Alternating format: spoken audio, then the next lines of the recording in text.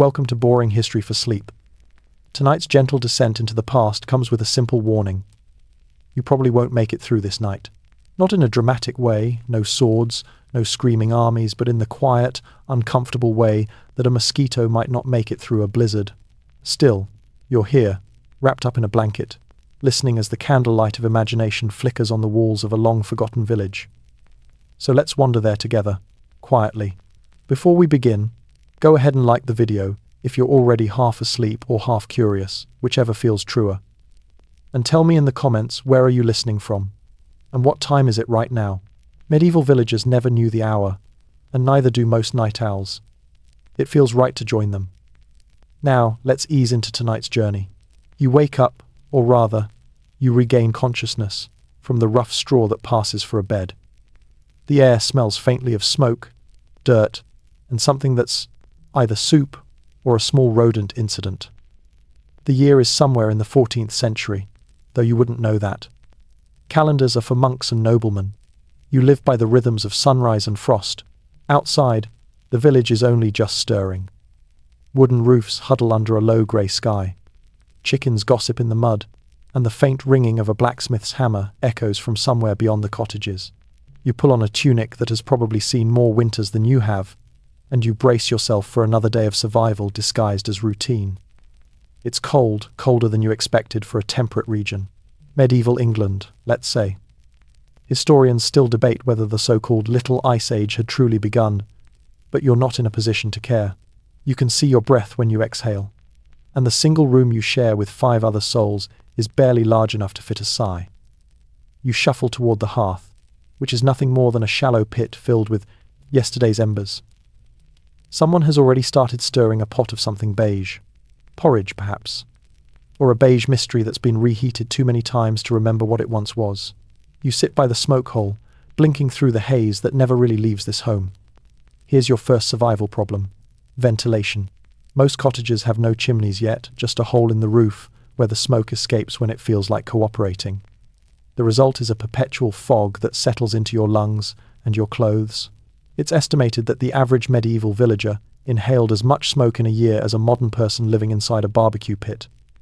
And yet, somehow, they called it cozy. Someone opens the door, letting in a gust of wind that feels like it's been personally sharpened. You hear the muffled curse of a neighbor outside, a sound you recognize as the universal human language of, "I stepped in something." The mud of the village never quite dries. It's mixed with straw, manure, and rain in proportions best left unmeasured. You step out anyway, because staying inside would mean helping churn the butter again, and that's a level of domestic endurance you're not emotionally ready for before sunrise.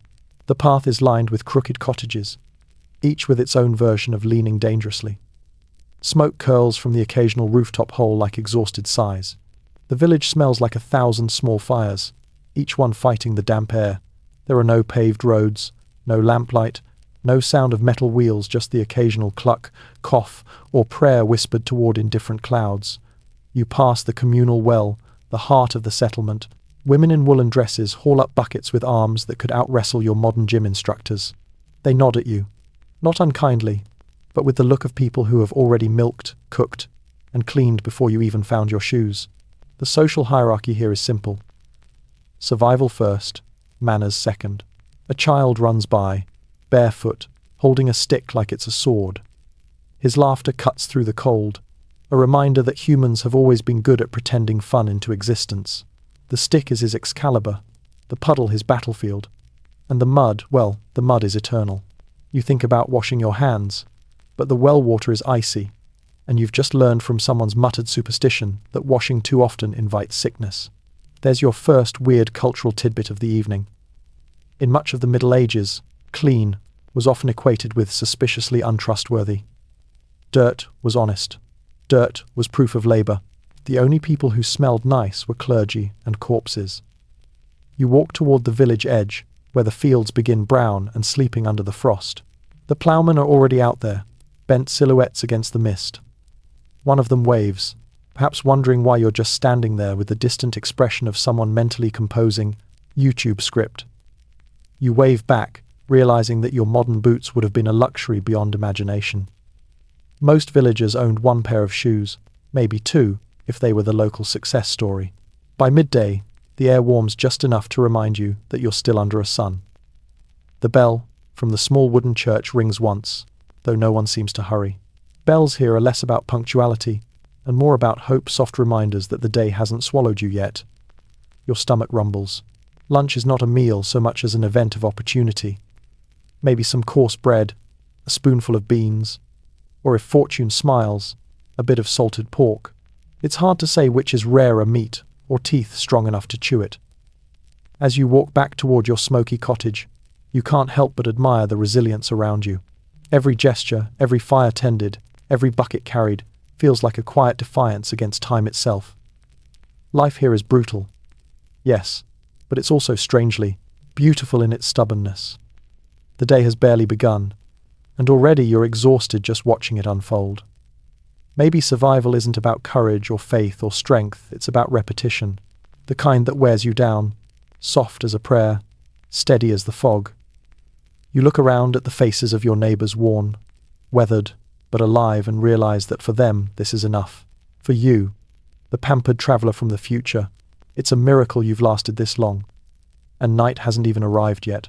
By late afternoon, the light starts to fade, not because the sun is gone, but because the smoke from every hearth has decided to form a cloud alliance above the village. It turns the sky a bruised grey, the kind of colour that makes even sheep look contemplative. You can't tell if it's 2 o'clock or 5. Time, here, runs more on the rhythm of chores than the ticking of clocks.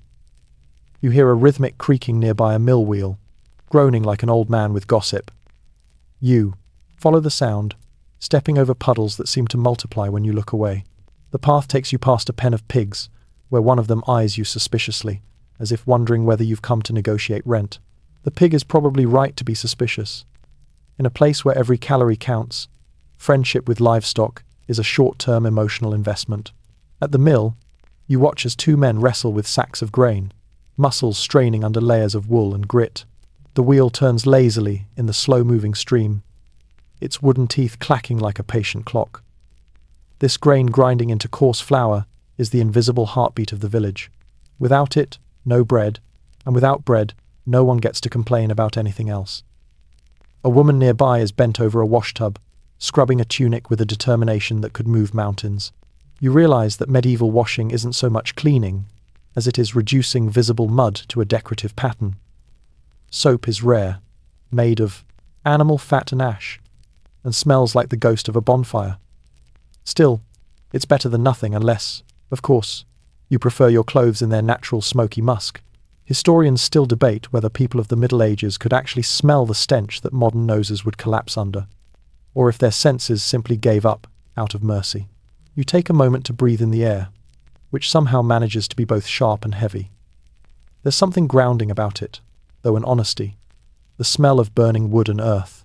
No chemicals, no electricity, no irony.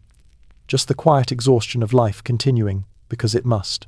The children have reappeared, their energy boundless and completely unfazed by the mud that now covers them from eyebrow to ankle. One is holding a ball of rags knotted together, kicking it toward a friend with surprising grace. You can't help but smile. Even in the 14th century, humanity has already perfected the art of procrastination. You wander back, toward the center of the village, where a few traders have set up small tables with whatever they manage to get from the nearest market town a half-day's walk away. On display, onions, dried fish, a few scraps of dyed cloth, and something that might once have been cheese, but has since joined a new species. You glance at the price, measured not in coins but in barter, a day's work for a lump of salt. Civilization, you think, is mostly just clever packaging for collective hunger. Your attention drifts to a woman selling herbs, small bundles of green and brown tied with twine. She calls out softly, listing their supposed powers. One for fevers, one for curses, one for love, though she admits the last one hasn't worked on her husband. You buy nothing, but her voice lingers, like incense from a church where you've never prayed. The church bell tolls again, a single note echoing across damp rooftops. Inside the modest wooden building, a few villagers kneel on cold planks. You peek through the doorway. No stained glass, no grandeur, just flickering candles and the smell of wax and soil. The priest is mumbling something about divine mercy, while a child nearby picks his nose with spiritual focus. It's comforting in a strange way. Faith here isn't loud, it's patient. Stepping back into the misty air, you notice how everything is already preparing for night. The livestock are herded in, doors barred with uneven planks, fires coaxed back to life. The village seems to sigh, as if relieved to have survived another day without incident, or at least without a plague, flood, or tax collector. You pass the well again. A man with a face carved by years looks up from filling his bucket and nods. His eyes are tired but alive, holding the kind of wisdom you only get from repeating the same life enough times to see its patterns. You realize suddenly that no one here talks about finding purpose. Their purpose is self-evident. Stay warm, stay fed, stay human. By now, your stomach reminds you that you haven't eaten since beige breakfast. A neighbor waves you over. The smell of something bubbling from his cottage suggests stew if you define stew as anything liquid containing hope. You duck inside, greeted by the immediate embrace of smoke and warmth. Inside, 3 people sit around a single pot. The eldest woman ladles you a bowl with a smile that's missing a few teeth but none of its kindness. You take a sip. It tastes like vegetables, maybe, and definitely dirt, but it's hot and that counts for everything. They talk as they eat, simple words about the weather, the harvest, the rumors of a fair 2 villages away. You laugh once when someone jokes that the Lord's new tax collector was kicked by a mule and can't count past 10 anymore. It's not exactly Shakespeare, but it lands. As you finish, you glance around the flickering light, feeling something you didn't expect. Comfort. It's not luxury, not ease, but belonging. This cottage, with its patched walls and perpetual smoke, has something your century often forgets: closeness. Everyone shares the same air, the same warmth, the same fatigue. You thank them, stepping back into the night air that's already cooling fast. The stars are faint but visible now, winking through the haze. The path glows silver, where frost has begun to settle. Somewhere in the distance, a dog barks once, then quiets. You pull your cloak tight and head toward your cottage, the one with the crooked door and perpetually judging chicken. You're not sure how you'll sleep tonight. Your bed of straw awaits like a very unimpressed hedgehog, but you'll try. You've earned it, because in this century, surviving until nightfall is already an achievement. And as you slip inside, your breath visible in the dark, you realize you've made it one day further than you were supposed to. And yet, the hardest part of medieval life always begins after sunset. Night falls slowly, like a curtain drawn by someone who keeps getting distracted. The last embers of daylight slip down behind the tree line, and with them goes your sense of safety. The village becomes a series of shadows stitched together by candlelight. Sounds change too, footsteps are fewer, whispers closer, and every creak of wood feels personal. You sit by the small hearth, trying to coax warmth from wood that's more damp than flammable. Smoke stings your eyes, curling through the air like a lazy ghost that can't decide which way to leave. Around you, the others in your household are settling in. One woman mends a torn sleeve by the light of a tallow candle that smells faintly of, well, regret. A man sharpens a knife, not because he expects danger, but because knives, like worries, need constant maintenance. Outside, you can hear the wind low and steady, dragging along the thatch like fingers through hair. It's a reminder that walls here are more like suggestions than barriers. Cold air seeps in through every gap. You pull your blanket tighter, a rough wool thing that feels like sleeping under an ambitious sweater. Then comes the familiar sound of the latch being dropped. Once it's dark, the doors stay closed. Not for comfort, but out of respect for what might wander outside. Thieves, wolves, or worse, the noise of something you can't name.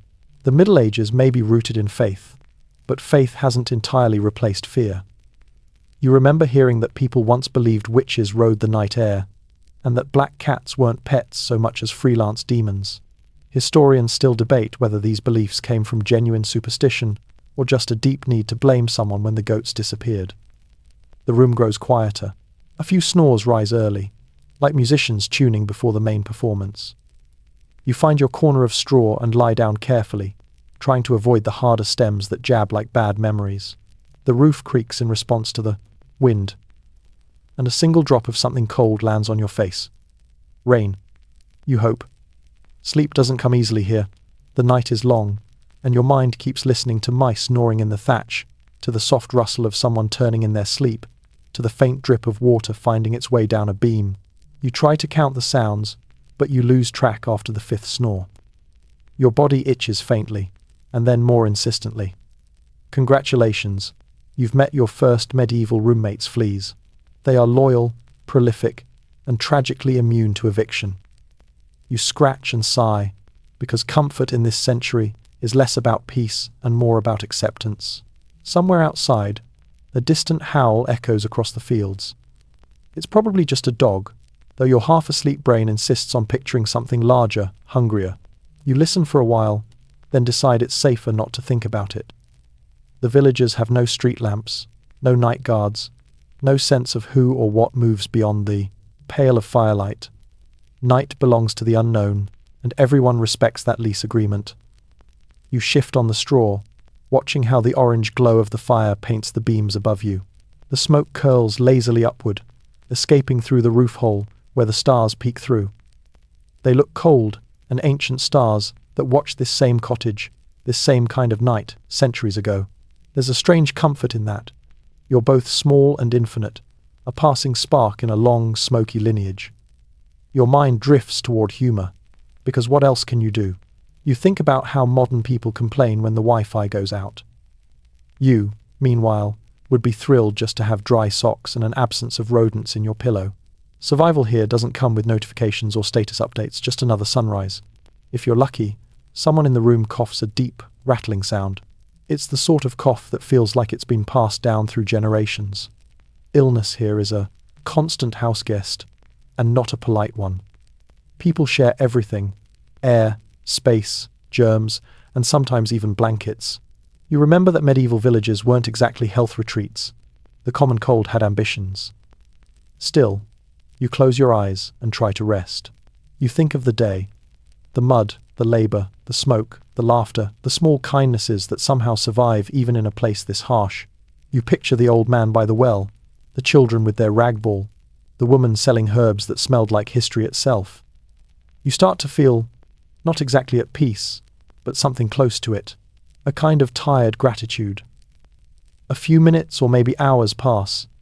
Time is slippery in this kind of darkness. Then you hear it, the unmistakable sound of hooves on the road. Slow, deliberate. You hold your breath. No one travels after sunset, unless it's urgent or dangerous. The hooves stop outside a cottage across the path. A knock follows 3 times, firm but not frantic. You can hear the muffled voices, though not the words. Someone opens their door despite every rule about nightfall. A pause, then the door closes. The hooves continue. Eventually, silence returns, wrapping itself around the village like another blanket. You exhale slowly. Whoever it was, whatever business they had, it wasn't with you. And in the Middle Ages, that's the best possible news. You roll over, pulling your rough wool higher up your neck. The fire is down to its last size, the coals glowing like tired eyes. Around you, the others sleep deeply, their breathing forming a soft, uneven rhythm. You finally start to drift too, your mind hovering between the now and the never was. And somewhere, in that gentle haze of half-sleep, you think, maybe you could survive one night here. After all, if only because everyone else is too exhausted to notice you don't belong. But the night isn't over yet. And neither are the things that stir when all the lights go out. When you open your eyes again, the fire has gone out. The world is pitch black. Not the city kind of dark, softened by window glow or distant traffic, but an ancient darkness complete and deliberate. You blink, but it doesn't matter. The air itself feels thick, as if light has been outlawed. You lie very still. The sounds of the cottage return one by one. Breathing, shifting straw, the faint drip of rain leaking through the thatch. Then, a new noise. Small, irregular, close. You realize with mild horror that it's coming from beneath your straw mattress. It's squeaking. A rat, perhaps. Or maybe an enthusiastic local spirit who has taken an interest in your elbow. Either way, you shift slowly, pretending not to notice. Someone murmurs in their sleep a single word, unintelligible. Another turns over, the rustle of cloth, like dry leaves. The air is heavy with breath and wood smoke. You inhale carefully, deciding that oxygen here must contain at least 10% soot. The medieval immune system, you suspect, was less a biological trait and more a personality type.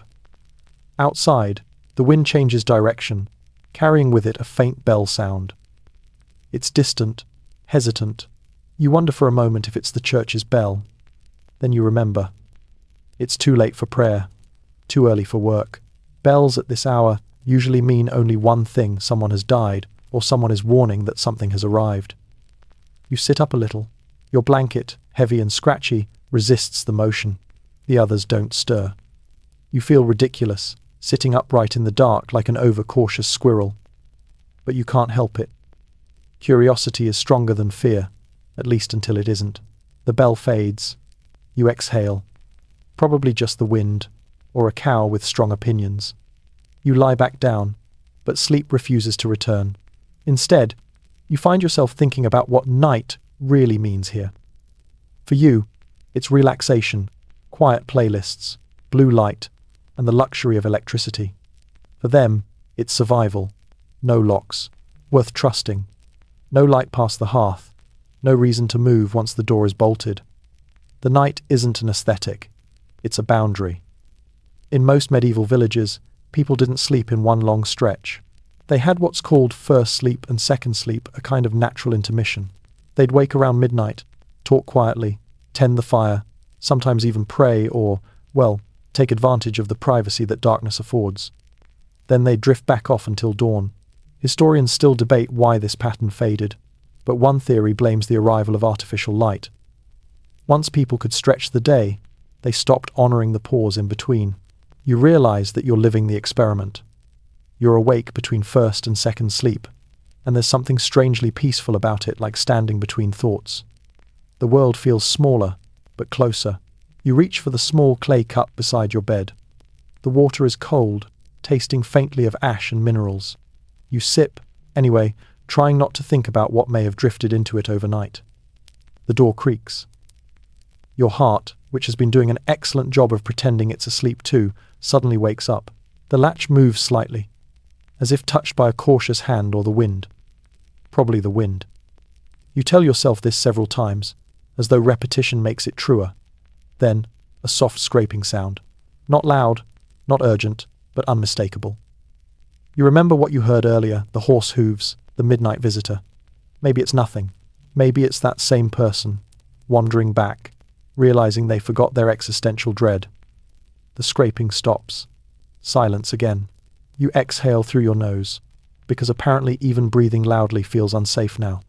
You stay awake for a while, listening. The dark has layers: wind, rain, the occasional thump of something outside, perhaps a loose shutter, or a restless chicken plotting escape. It's all ordinary, and yet it feels like being inside a heartbeat. Everything alive, everything holding its breath at once. You start thinking about the people who've lived this same night countless times. The peasants, the servants, the farmers, the nameless ones who never appeared in history books but made up most of history itself. They didn't survive for glory. They survived because the morning always came, and there was always another field to plough. You're beginning to understand that the true miracle of medieval life wasn't invention or conquest, it was endurance. You shift again, half smiling at the absurdity of it all. You, lying in straw, pretending to be one of them, halfway between curiosity and empathy. You imagine explaining this to a villager. I'm here from the future, voluntarily. It's for a sleep documentary. They'd probably just hand you a rake and say, then you might as well help. You finally close your eyes again. The noises continue, but they've lost their sharpness. The bell sound no longer lingers. The scratching fades into the hum of the wind.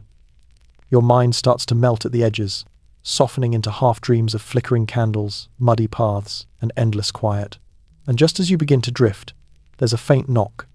3 times. Not loud, not desperate. Just a quiet, patient knock on the wooden door. The room doesn't react. The others keep sleeping. You hold your breath again. But this time, you don't feel fear, only curiosity. The kind that keeps historians awake and puts viewers gently to sleep. You wait. Nothing follows. Maybe it was the wind again.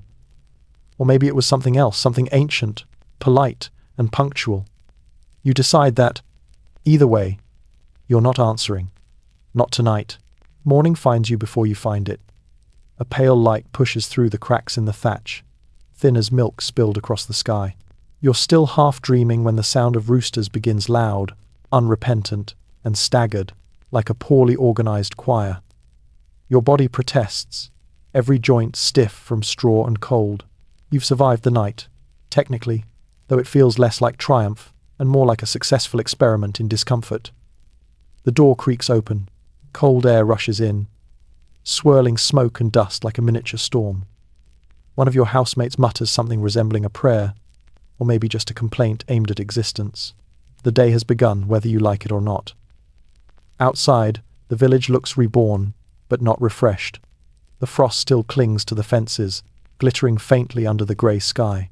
Chickens strut about, proud of nothing in particular. You can smell bread baking somewhere. Barely bread, probably more barley than wheat. But to your senses, it's a luxury, worthy of poetry. You step out and stretch, watching your breath cloud in the cold. For a brief moment, you let yourself enjoy it, the simplicity of being alive, of seeing sunlight again. Then your toes remind you that medieval footwear was a tragedy of design. The thin leather barely separates your feet from the mud, which greets you warmly, as mud always does. The village is already stirring. Smoke drifts from every roof. You hear laughter from the well, the clang of a bucket against stone. A child waves to you with hands already covered in something unidentifiable. You wave back, though you can't help but wonder how anyone manages optimism on an empty stomach. Someone shouts your name or a version of it, since no one here can pronounce your future vowels correctly. You turn to see the old man from the well, beckoning you with a grin, missing at least 3 teeth. He's holding a wooden rake, the universal symbol for, I need an extra pair of hands. You follow him to the edge of the village, where the fields begin again. The soil is dark, damp, and endlessly patient. He tells you it's time to clear what's left of last season's growth. The ground, stubborn and uneven, resists your every move. Within minutes, your back feels like a political statement against manual labor. As you work, he talks. He tells you about the lord who owns the land, a man who hasn't been seen in months but still collects rent with astonishing punctuality. The old man laughs about it, a dry, resigned laugh that sounds practiced. You ask if people ever think of leaving. He shrugs. And go where? The next village has mud too. It's hard to argue with that logic. You rake until your arms ache. Occasionally, you glance at the sky, where clouds move slowly, like cows grazing on light. The world feels immense, and yet claustrophobic. So much earth, so little escape.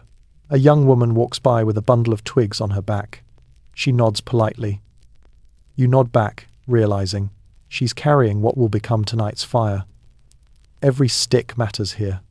Firewood is currency, warmth, and insurance against despair. The old man wipes his brow, using a sleeve that looks like it's seen several centuries of service. A good morning, he says, though his voice is flat with fatigue. You realize that good here doesn't mean pleasant, it means no one's died yet. When the work is done, he invites you to sit on the low stone wall. You do, grateful for the excuse to breathe without a chore attached. He offers you a hunk of bread from his pocket. You hesitate, remembering modern sanitation, then accept it anyway. It's rough and dry, but it tastes like gratitude. He talks about the harvest that failed 3 winters ago, about the travellers who brought strange sicknesses, about a summer when the river flooded and carried away half the village's livestock. You listen, quietly horrified, but trying not to show it. He tells these stories the way you might talk about traffic jams, unavoidable, mildly annoying parts of existence. There's a pause. Then he says something that stays with you. We don't think much about surviving.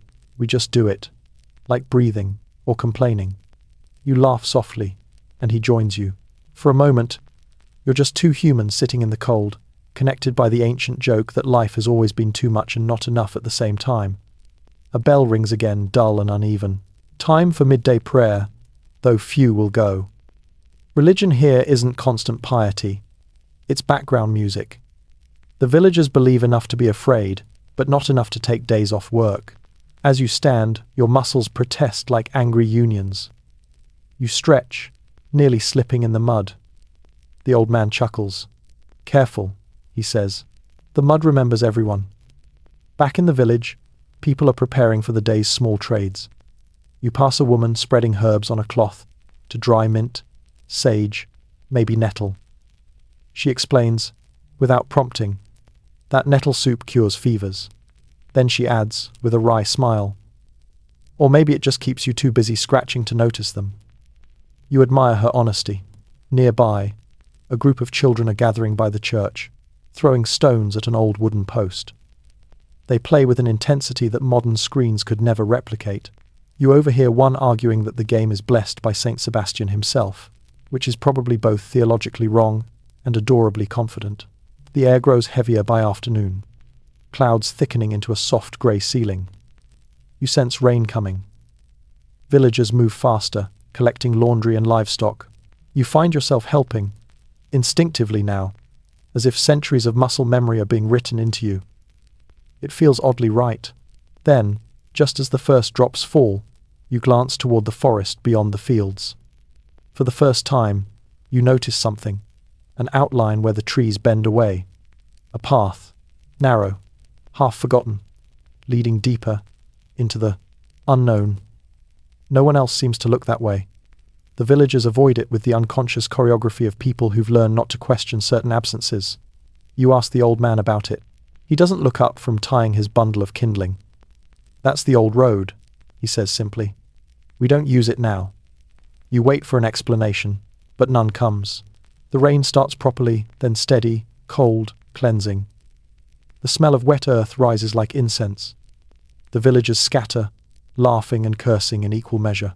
You hurry back to the cottage, cloak soaked through, the memory of that unused path clinging to your thoughts like burrs. Tonight, you'll ask about it again. But for now, you've earned another bowl of beige stew and the fleeting comfort of warmth. And somewhere, just beyond the reach of firelight, the forest listens. By evening, the rain has softened to a drizzle, a fine mist that blurs the edges of the village, as if the world itself is tired of being drawn so sharply. You stand near the cottage doorway, watching the last of the daylight slide down the wet rooftops. Smoke threads upward from the chimneys, merging with the mist, until the village looks half asleep already. Inside, someone stirs the stew again. The scent is familiar now, onions, barley, and that mysterious hint of maybe turnip. You can't complain. It's warm, and it's dinner. You take your wooden bowl, sit by the hearth, and watch the flames dance. They make the shadows move across the walls, like restless ghosts, rehearsing an old story. No one speaks much. The rhythm of the day has used up everyone's words. You hear only the scraping of spoons and the occasional sigh-small sounds that fill the silence rather than break it. When someone finally speaks, it's about the weather, which, to be fair, is the village's most consistent personality trait. After eating, you ask casually about the path that leads into the forest. The reaction is immediate. The air seems to tighten, and no one meets your eyes. Finally, the old man from the well looks up from his bowl. "That way leads to the old road," he says again, his tone flat. "It's not for us anymore." You wait for elaboration, but all you get are shrugs and changed subjects. Someone mentions wolves. Someone else mutters something about lights seen between the trees. The conversation dissolves like sugar in hot water. You decide to let it rest. For now, you step outside after the meal, drawn by the hush of the rain and the pale shimmer of puddles catching firelight. The air smells clean, or at least clean by 14th century standards. The villagers are closing shutters, sealing themselves in for the night. From somewhere down the lane, you hear laughter soft, tired, but genuine. It reminds you that even in centuries drenched with hardship, people still found reasons to laugh.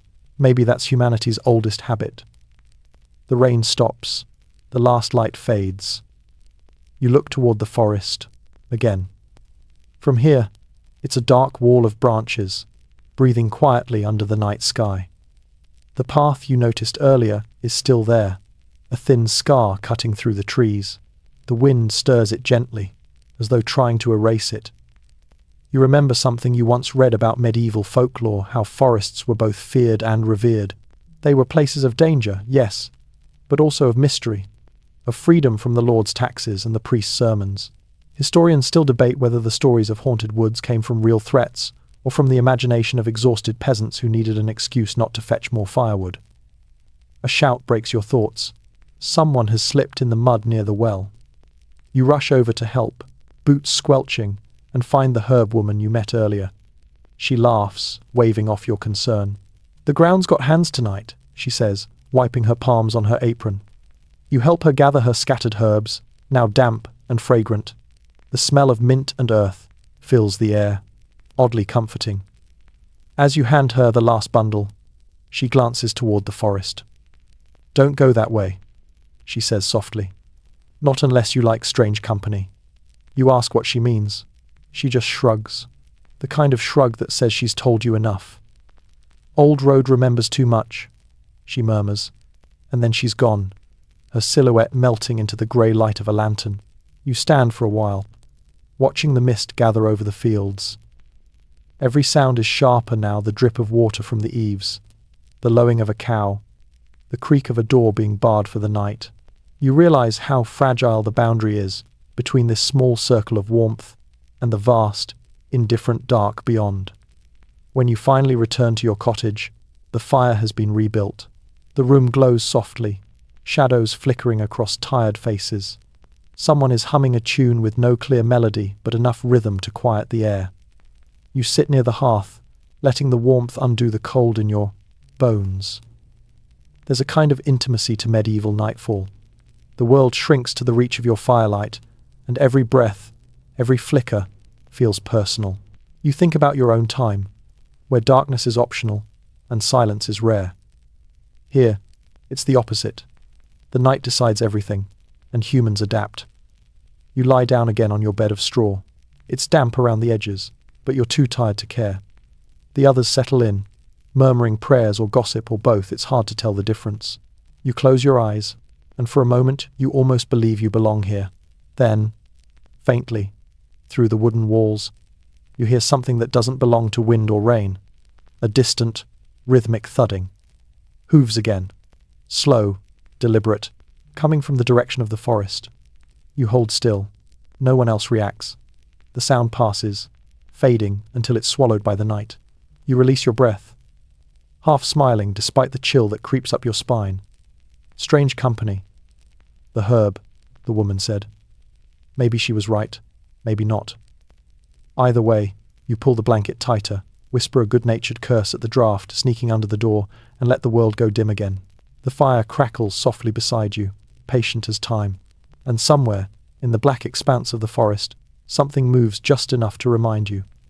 You might have survived one night, but the village isn't finished testing you yet. The next morning arrives with no ceremony. The rooster performs its usual concert too early and too loud, as if proud of being universally despised. You wake up coughing from the smoke that has chosen to linger, its loyalty both touching and inconvenient. The hearth glows faintly, a few orange embers clinging to life like stubborn memories. Outside, the air smells fresher, rinsed clean by last night's rain. You step into the chill, the mud sucking lightly at your shoes. Puddles gleam everywhere, turning the road into a patchwork of mirrors. The villagers are already awake, of course they are. In this world, sleeping late is a luxury reserved for nobility and the recently deceased. Your muscles ache, but there's a strange satisfaction in it. The work, the hunger, the cold, they make everything feel heavier. Yes, but also more real. You understand, a little, how time must have felt to these people. Slow, circular, without urgency. Every day identical, yet somehow precious, because surviving it was not guaranteed. You wander toward the well.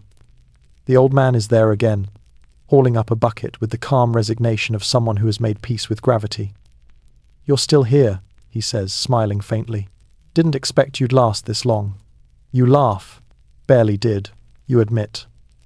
He offers you a drink, and you take it, ignoring the faint shimmer of floating mystery flakes in the water. It's cold, refreshing, and probably full of bacteria that could start a new civilization inside you.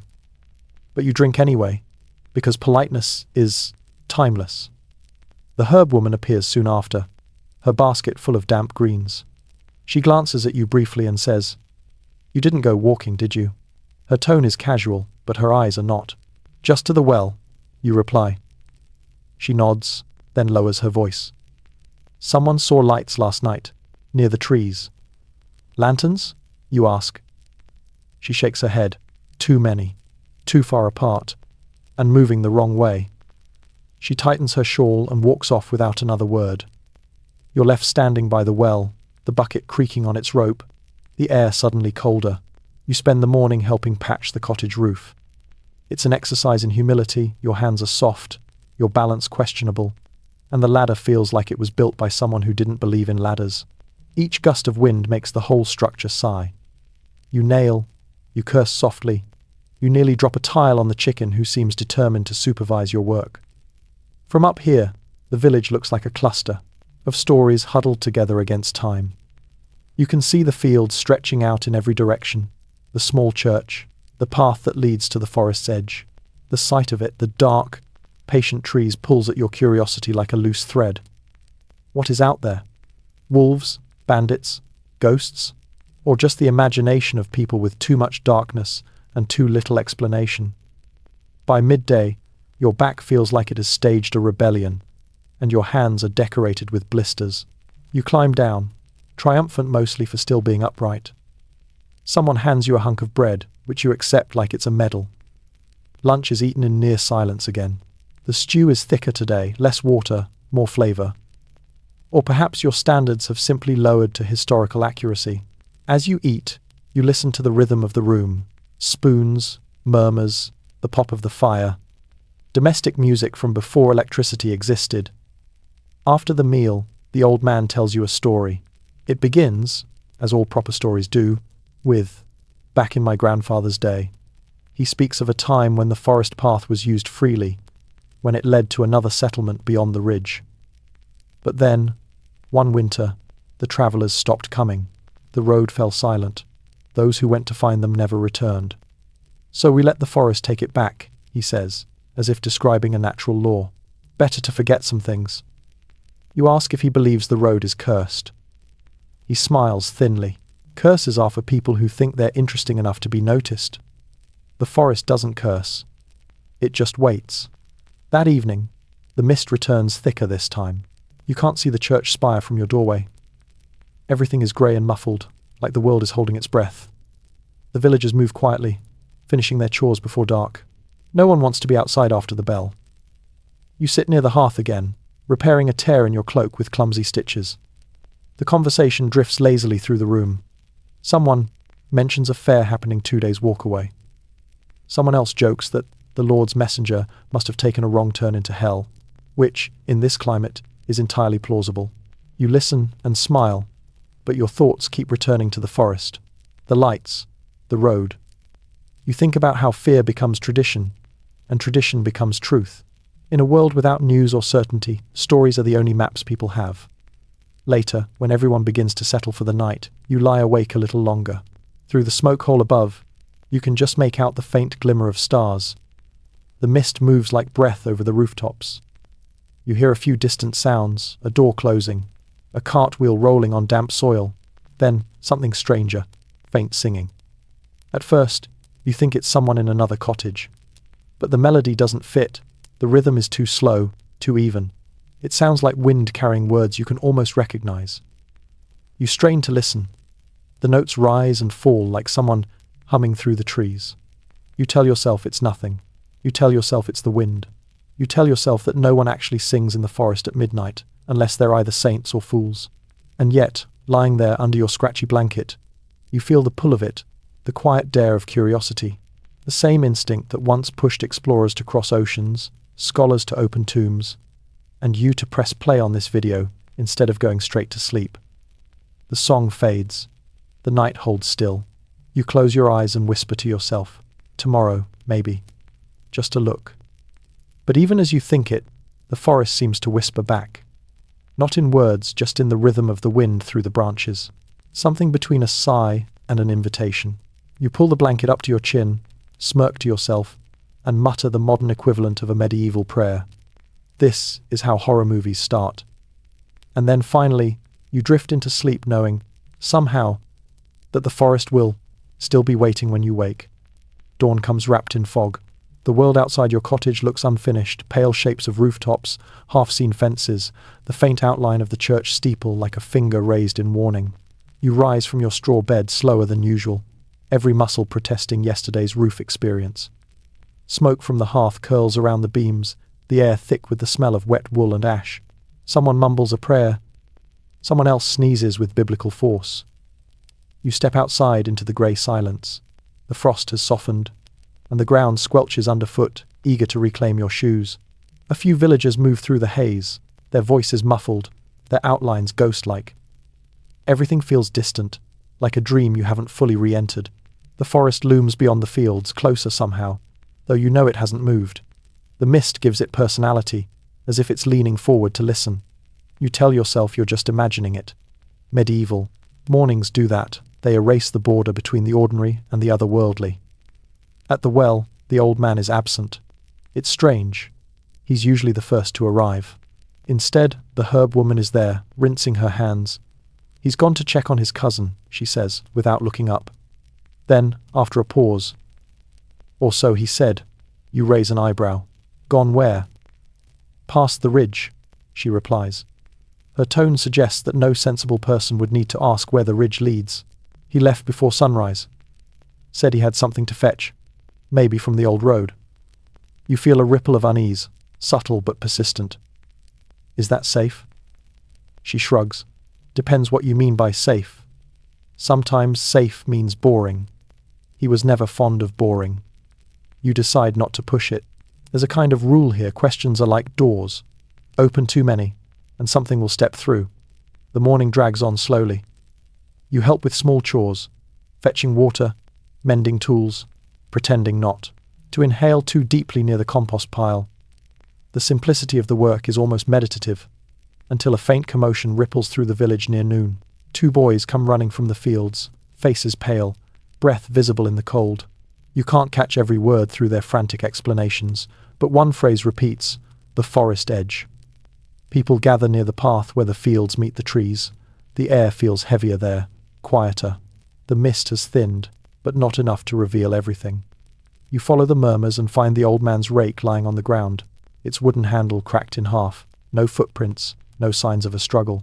Just the rake, half buried in mud, as if dropped mid-step. A few villagers make the sign of the cross. The herb woman's face hardens. He shouldn't have gone, she whispers.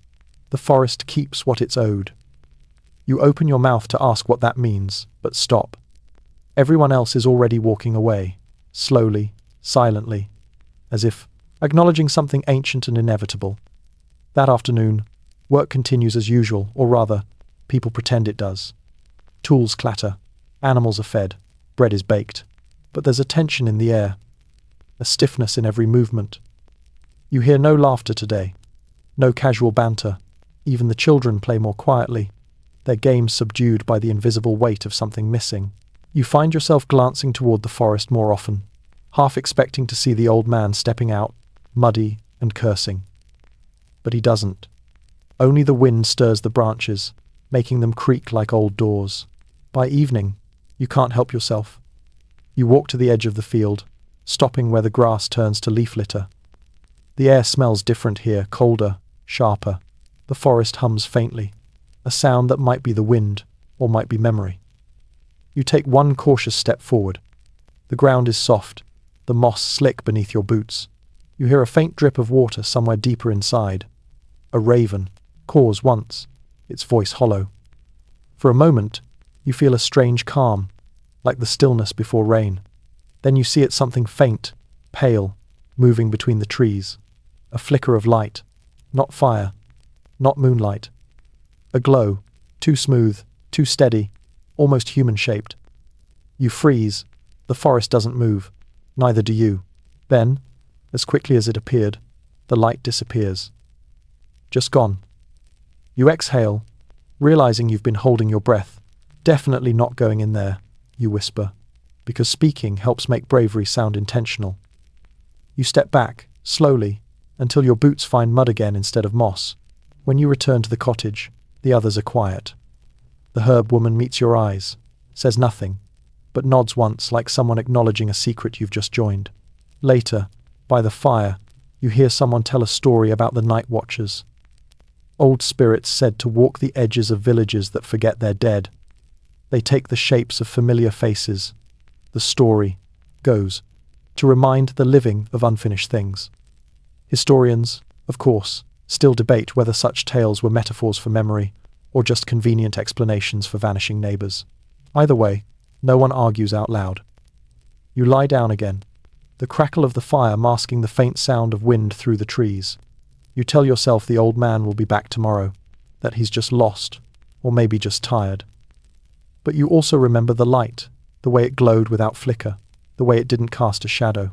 And as you close your eyes, the question slips quietly into your mind, uninvited and persistent. If the forest really does remember, what does it remember you for? You pull the blanket tighter. Sleep comes slowly tonight. The village outside is silent, but the trees beyond it are whispering again, and they sound almost amused. By morning, the fog has lifted, but not the unease. The village wakes the way a wounded animal does, cautiously, one eye open, every sound examined for teeth. The air is thin and bright, the kind of cold that feels like it might snap if you breathe too hard. The herb woman is at the well again, her shawl drawn tight, her lips moving in a silent prayer that looks suspiciously like a complaint. You nod a greeting, but she only glances at you. Her eyes are red, though you can't tell whether from smoke, sleeplessness, or grief. You ask quietly if anyone has seen the old man. She shakes her head. No one goes that far now, she says. He knew better. She stirs the bucket absently, the water's reflection cutting across her face. He used to say the forest was full of history. Maybe he's found some. You can't tell if that's bitterness or resignation. Probably both. Life continues because it has to. Chickens need feeding. Bread needs kneading. Roofs still leak. The rhythm of work fills the silence like mortar between cracks. You join in where you can, though the villagers seem more distant today. Their politeness is intact, but their warmth has withdrawn to wherever warmth goes when people are frightened. By midday, the sun shines faintly through thin clouds, giving the world an illusion of comfort. You help gather wood, the smell of sap and frost in the air. Every time your axe bites into a log, the sound echoes a little too far, as though the forest is listening again. While stacking firewood by the cottage wall, you notice a shape moving between the trees, a figure. At first, you think it's a trick of the light. Then the shape steps forward into a shaft of sunlight, and you see him, the old man, or someone shaped like him. He stands at the tree line, motionless. His cloak is darker, damp, and his face unreadable at this distance. You raise a hand to wave, to shout, but something in you hesitates. The birds have gone silent. Even the wind seems to pause, holding its breath. Then he turns not toward you, but away, and walks back into the forest, swallowed by shadow. You don't move for a long moment. When you finally do, it's to drop the wood. You run to where you saw him, your boots slipping in the thawing mud. By the time you reach the edge of the trees, there's nothing. No tracks, no sign of movement, just the soft hiss of branches brushing against one another. You stand there, heart thudding in your throat, the sunlight dimming behind a passing cloud. He's alive, you whisper to yourself. Has to be. Behind you, the herb woman's voice cuts through the air. Don't follow. You turn. She's standing on the path, her expression stern, her basket forgotten at her feet. If you see him again, she says, pretend you didn't. Her tone is final, the kind used for curses or recipes. That night, the village feels even smaller than usual. The sky is clear, the stars painfully bright.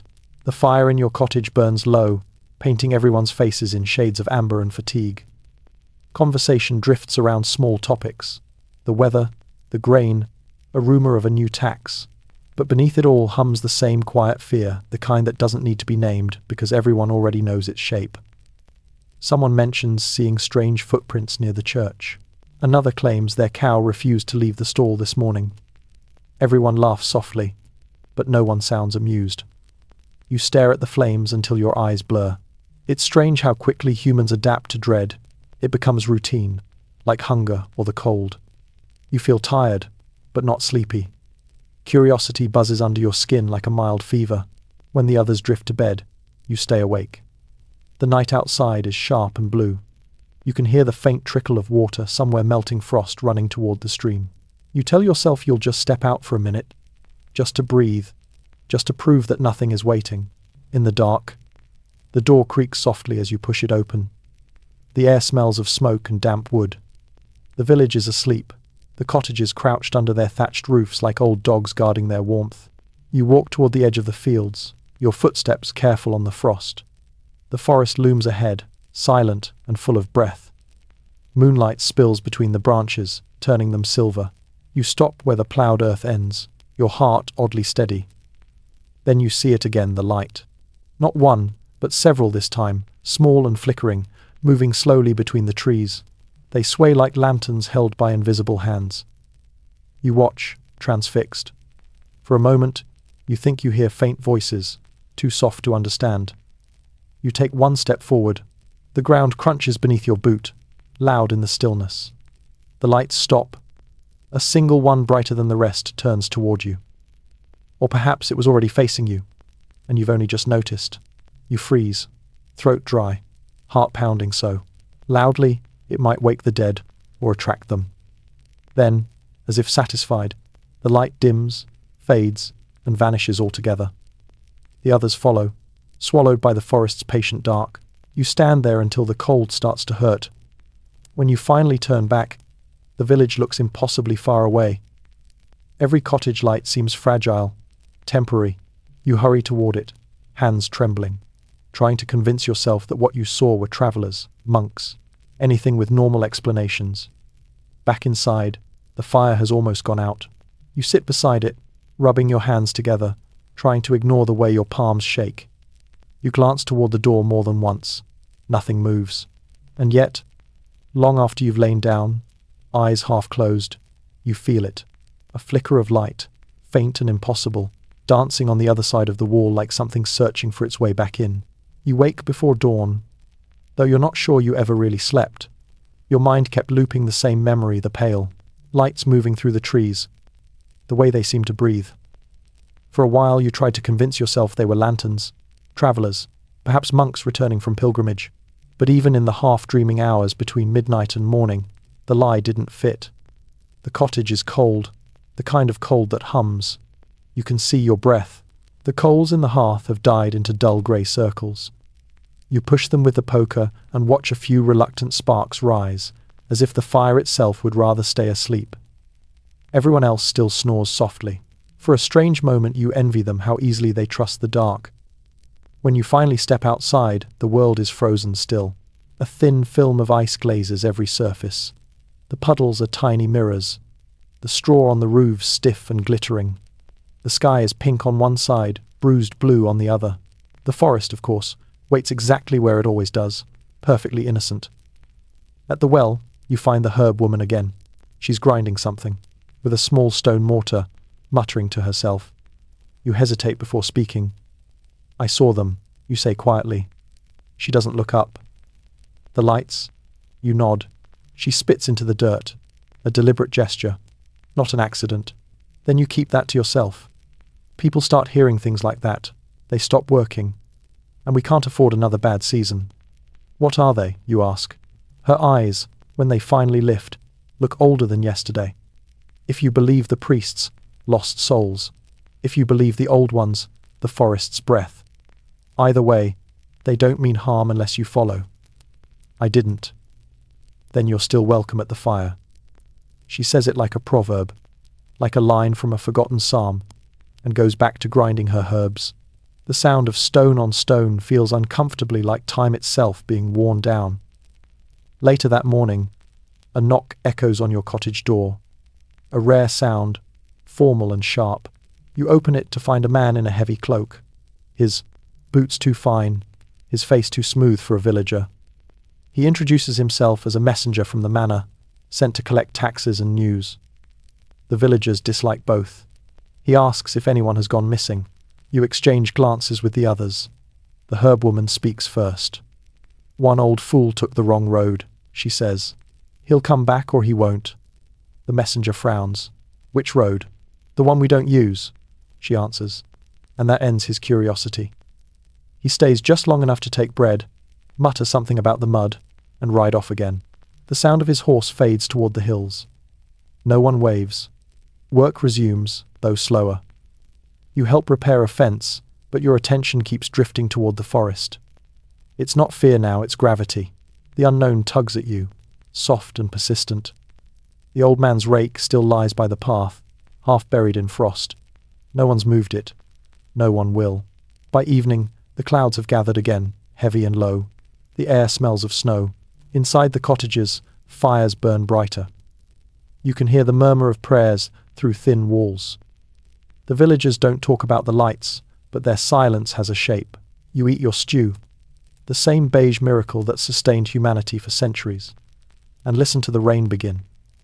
The herb woman hums quietly, some tune without a name. The youngest of your housemates asks if the old man might come back before winter's end. The question floats in the air unanswered, then fades like smoke. When you lie down, the rain has turned to sleet. It ticks softly on the roof. You close your eyes, telling yourself you'll sleep early tonight, that you'll wake rested, that curiosity is a luxury you can't afford here. But the mind doesn't listen to orders.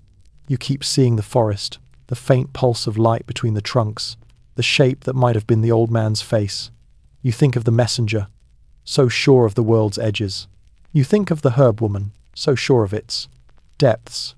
Sometime after midnight, a new sound weaves itself into the rhythm of the sleet, a slow, deliberate knock, 3 times. Your body freezes, recognizing the pattern from that first night. You wait, barely breathing. The room around you stays still, no one stirs. The knock comes again, softer. You rise quietly, careful not to wake the others, and step to the door. Your hand hesitates on the latch. The firelight flickers against the wall, faint and nervous. Through the gap between the boards, you see a pale glow outside, small, round, trembling, like a lantern held too far away. You whisper to yourself, "It's just the wind. It's always the wind." But the wind doesn't knock twice more. You stay there until the glow fades, until the silence returns, until your heart learns to beat quietly again. Then you back away from the door, sit down by the dying fire, and wait for morning, because that's what survival really is here. Not courage, not faith, just waiting until the next light arrives, hoping it's the sun this time. The next day begins like the others, except that everyone is pretending it's normal. Pretending is practically a village profession by now. The sky hangs low and colourless, the ground frozen stiff enough to sound hollow underfoot. You move slower today, partly from fatigue, partly because the air itself feels heavy with things unsaid. Breakfast is quiet, the same thin porridge, the same smoke sneaking through the roof hole. The others sit around the hearth, stirring their bowls absently. You notice the herb woman humming again, louder this time. Maybe to fill the silence, maybe to keep it from filling her. When you step outside, the cold stings your face sharp enough to make you feel awake. Frost clings to every surface, coating the thatch and fences with a faint shimmer. Beyond the fields, the forest waits under a soft white mist that looks almost peaceful. You know better now. A group of villagers stand by the well. You join, them quietly, following their gaze. The old man's rake, the one left near the forest, is gone. Just gone. The ground where it lay is undisturbed. No prints, no drag marks, no sign of wind or animal. Someone mutters a prayer. Someone else spits into the mud, which has become the village's version of holy water. You try to laugh it off. Maybe the wind decided to help with the chores. No one laughs. By midday, the silence begins to crack in small ways. People speak in shorter sentences. Eyes dart toward the tree line more often. Even the animals seem restless. Goats bleating without reason, dogs refusing to go near the edge of the fields. You find yourself helping patch another cottage roof, if only to keep your hands busy. The hammer's rhythm feels steady, grounding. But every so often, you pause, sensing movement where there shouldn't be any. The forest keeps its own time. At some point, you notice a small thing. A scrap of fabric caught on a fence post, wet and darkened by dew. You pull it free. It's coarse wool, torn roughly. You recognize the pattern, the same weave as the old man's cloak. You turn it over in your hand, wondering if this is comfort or evidence. The herb woman appears beside you without sound. "You shouldn't touch what doesn't belong to the living," she says. You blink. "It's just cloth." Her eyes narrow. "Everything's just something before it isn't." She takes it from your hand, mutters a few words you don't catch, then tucks it into her basket. Best not to leave pieces of him lying around. Forrest gets possessive. You want to ask what that means, but her tone leaves no room. She walks away, her boots crunching on frost, her basket clinking softly with glass jars.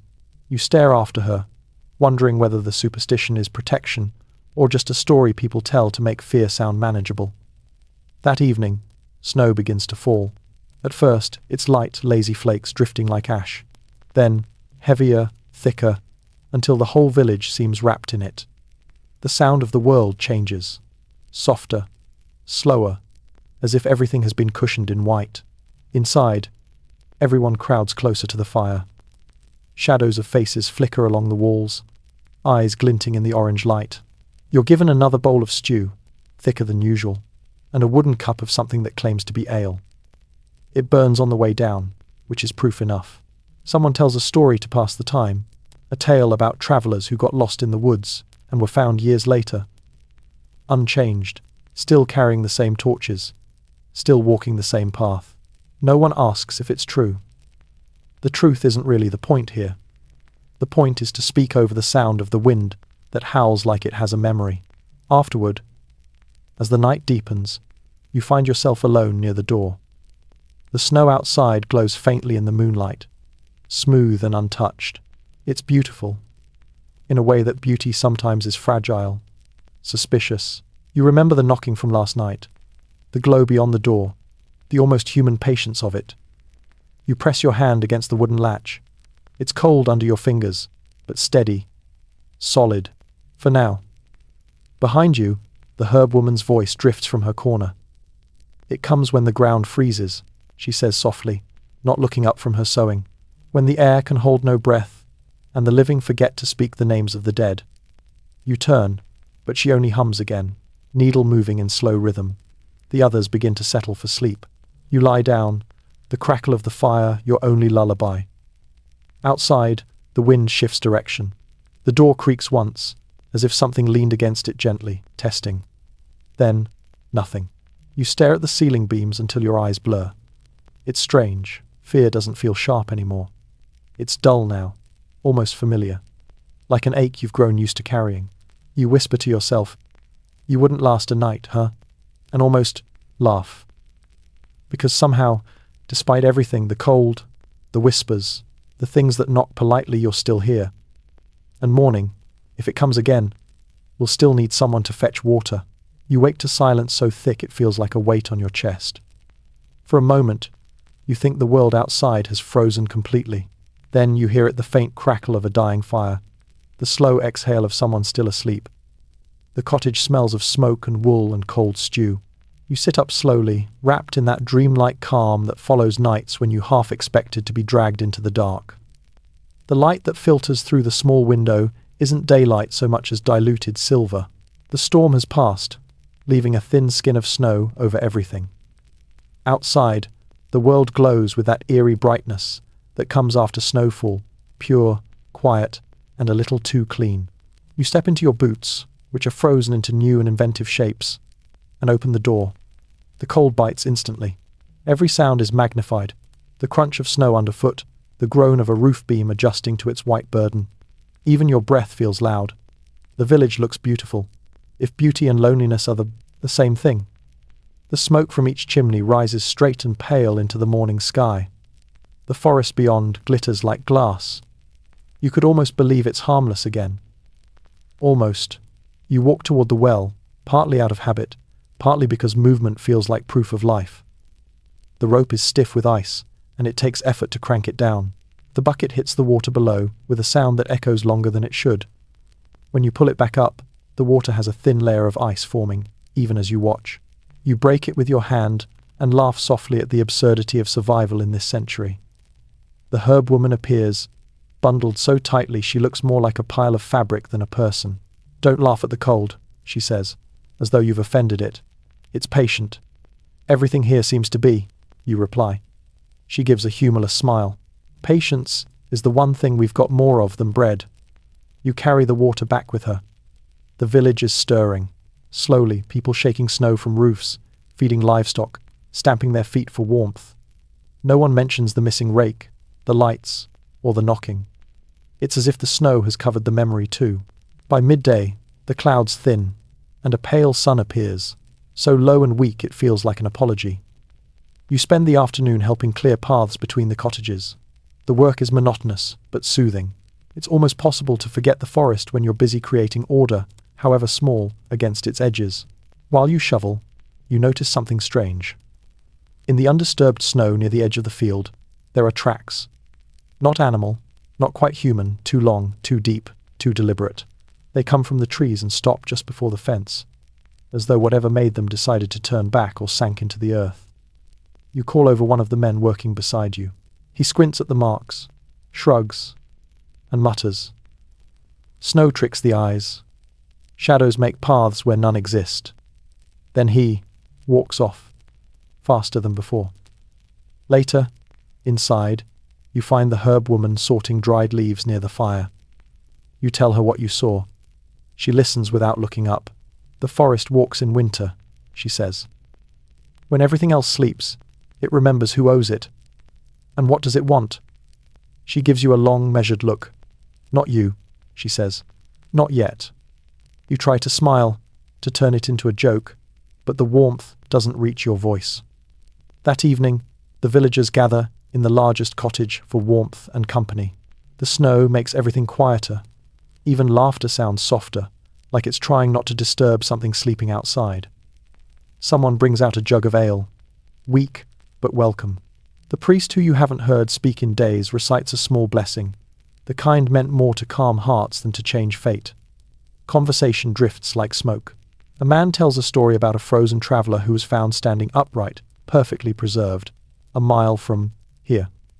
Another claims that sometimes, on still nights, the forest hums with a low note like a church organ. Historians, you think, would call these folk narratives of environmental stress. But sitting here, surrounded by flickering light and frightened eyes, you call them what they are, ways to make sense of surviving. When the gathering ends, you step outside into the stillness. The snow reflects the starlight, so bright it feels like walking on a frozen mirror. Your breath curls in the air like smoke.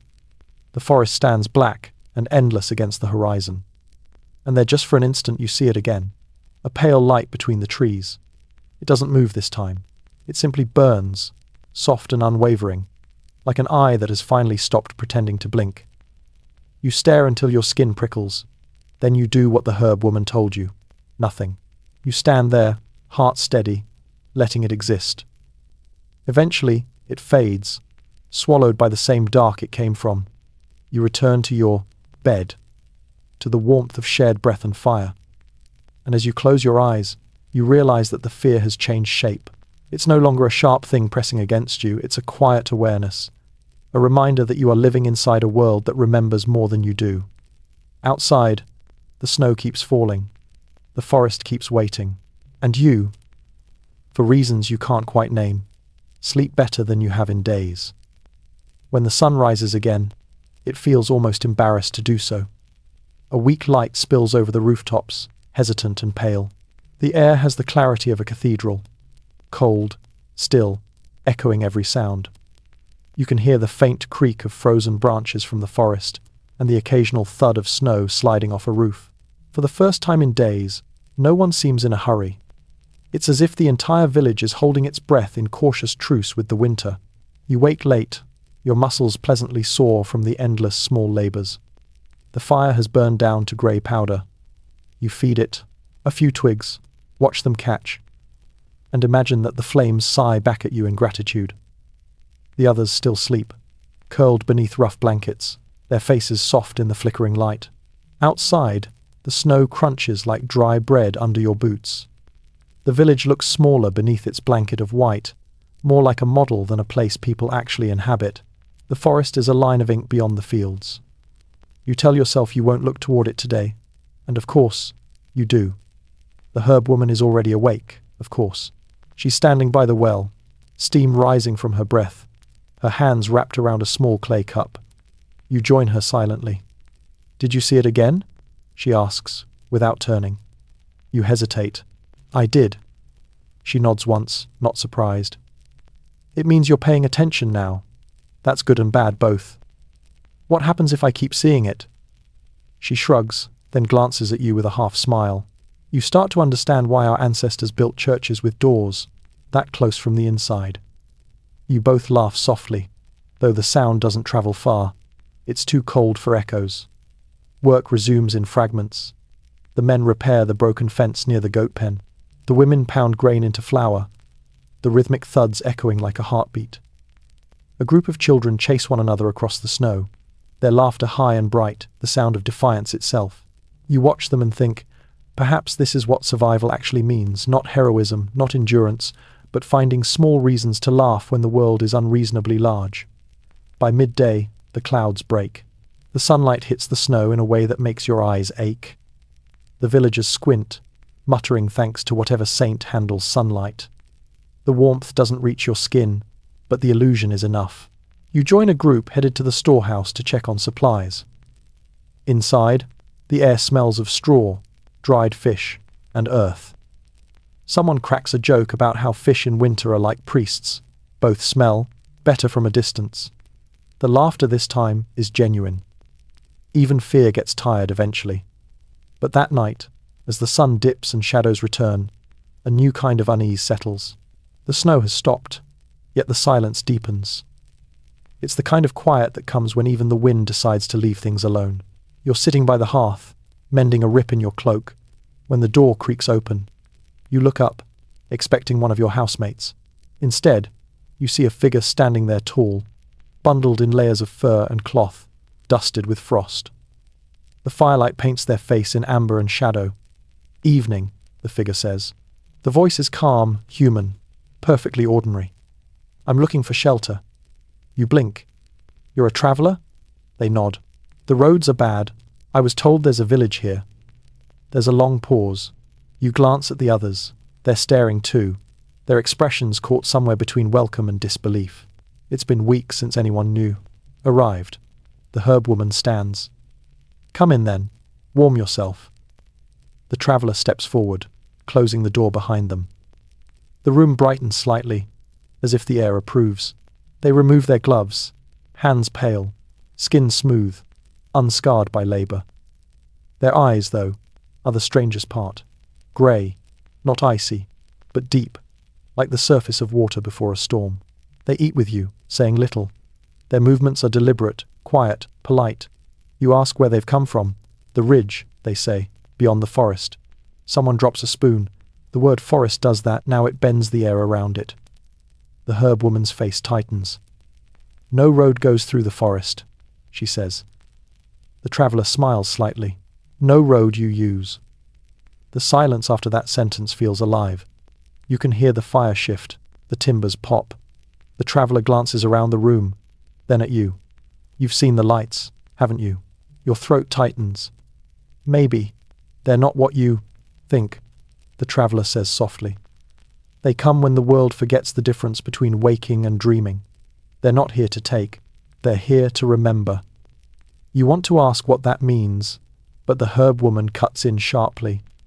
"Eat your stew and sleep. The forest remembers nothing worth repeating."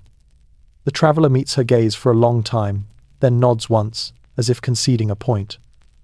"Perhaps you're right, but it remembers someone."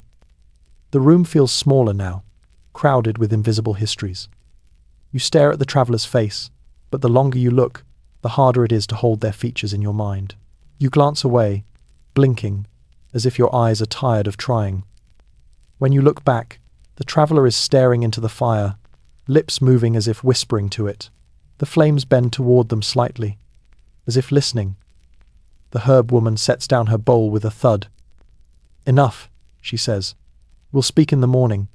You lie awake for a long time that night, listening to the wind prowl the walls, wondering who or what has finally found its way back across the forest's forgotten road. Because deep down, you know this traveller didn't come looking for shelter. They came because something, somewhere, finally called them home. You dream of footsteps crunching on snow long before you wake to them.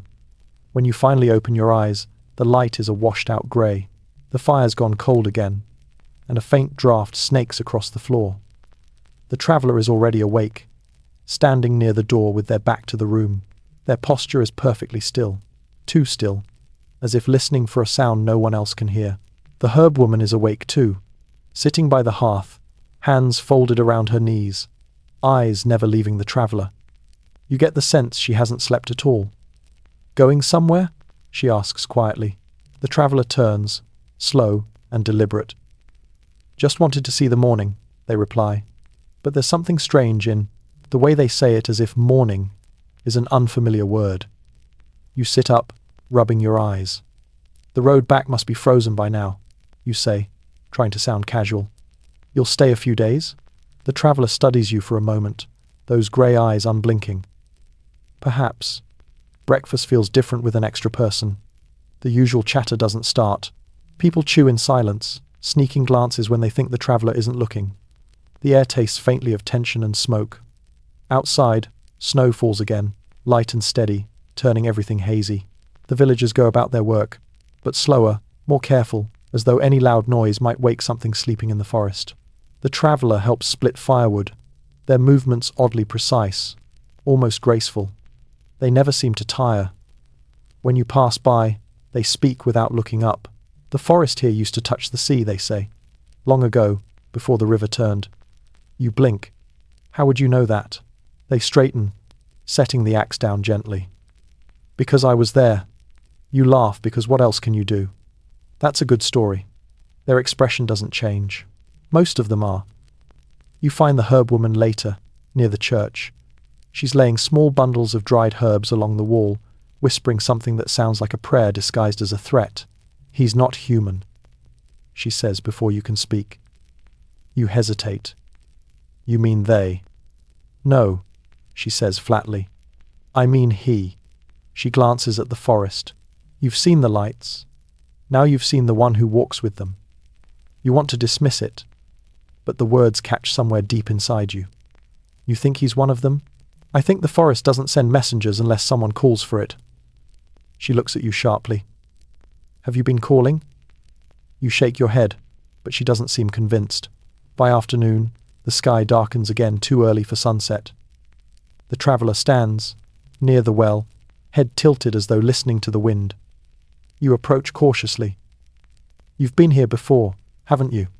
He smiles faintly. "Everyone comes here eventually. Some just take longer." He dips a hand into the well, lifts the water, and lets it fall. The drops freeze before they touch the ground. "It's quieter here than I remember." You want to ask what he remembers, but a sound interrupts a bell ringing from the church tower, one sharp note. The priest appears in the doorway, his face pale. "Someone's at the edge of the field," he says. The villagers gather quickly, moving as one. You follow, heart quickening. The snow is heavier now, muting everything except the crunch of boots. When you reach the edge of the field, the forest stands ahead, like a wall of black glass. There's a figure in the snow, small, hunched, unmoving. The old man's cloak. You run before anyone can stop you. The others shout, but their voices sound far away. The snow pulls at your legs, cold, burning your skin. When you reach the figure, you drop to your knees. It's him, or what's left of him. The face is peaceful, the eyes closed, the skin pale as frost, untouched by decay. You touch his hand, it's colder than the snow around it. Frozen solid, yet clean, as if he'd just lain down for a nap and forgotten to wake up. Behind you, the villagers whisper prayers. The herb woman stands apart, eyes fixed on the traveller, who hasn't moved an inch since you left the cottage. He's watching. Not the body, you. You rise slowly, your breath visible in the still air. "Did you do this?" you ask, your voice barely audible. He doesn't answer. He steps forward, snow crunching softly beneath his boots, until he stands a few paces away. "He called," the traveller says finally. I answered. The villagers back away, murmuring. The herb woman steps between you and him. "You've made your point," she says. "Go back to your woods." He tilts his head, studying her. "Do you really believe there's a line between your world and mine?" The silence that follows feels centuries old. Then the traveller smiles a small, almost human smile. "I'll leave," he says. "For now." He turns and walks toward the forest. The snow seems to swallow him, the trees bending slightly as if to make room. When he vanishes, the air lightens, and the sound of wind returns. The villagers cross themselves. The priest mutters a blessing. The herb woman kneels beside the old man's body, her face unreadable. You stare at the forest, your heart still pounding. There's no trace of the traveller now, no footprints leading away. Just snow, smooth and undisturbed. Later, as the body is carried to the church, you notice something strange. The path he walked through the field where his boots should have left marks is perfectly bare. No snow, no ice, only earth. That night, no one speaks of it. The village moves quietly, as if afraid. Words might call him back. But as you lie awake, you hear it, the faint sound of hooves on the frozen road, fading into the distance. And for the first time, the forest doesn't feel like it's watching you. It feels like it's waiting. The next morning breaks like a held breath released. The sky is pale gold, the kind of light that feels almost fragile, like it might shatter if the wind were too loud. The snow from yesterday has crusted over, glittering like glass. When you step outside, every movement is accompanied by a soft, brittle crack. No one speaks of the traveller, not over breakfast, not during chores, not even in whispers. It's not that they've forgotten, it's that the only way to keep living here is to pretend forgetting works.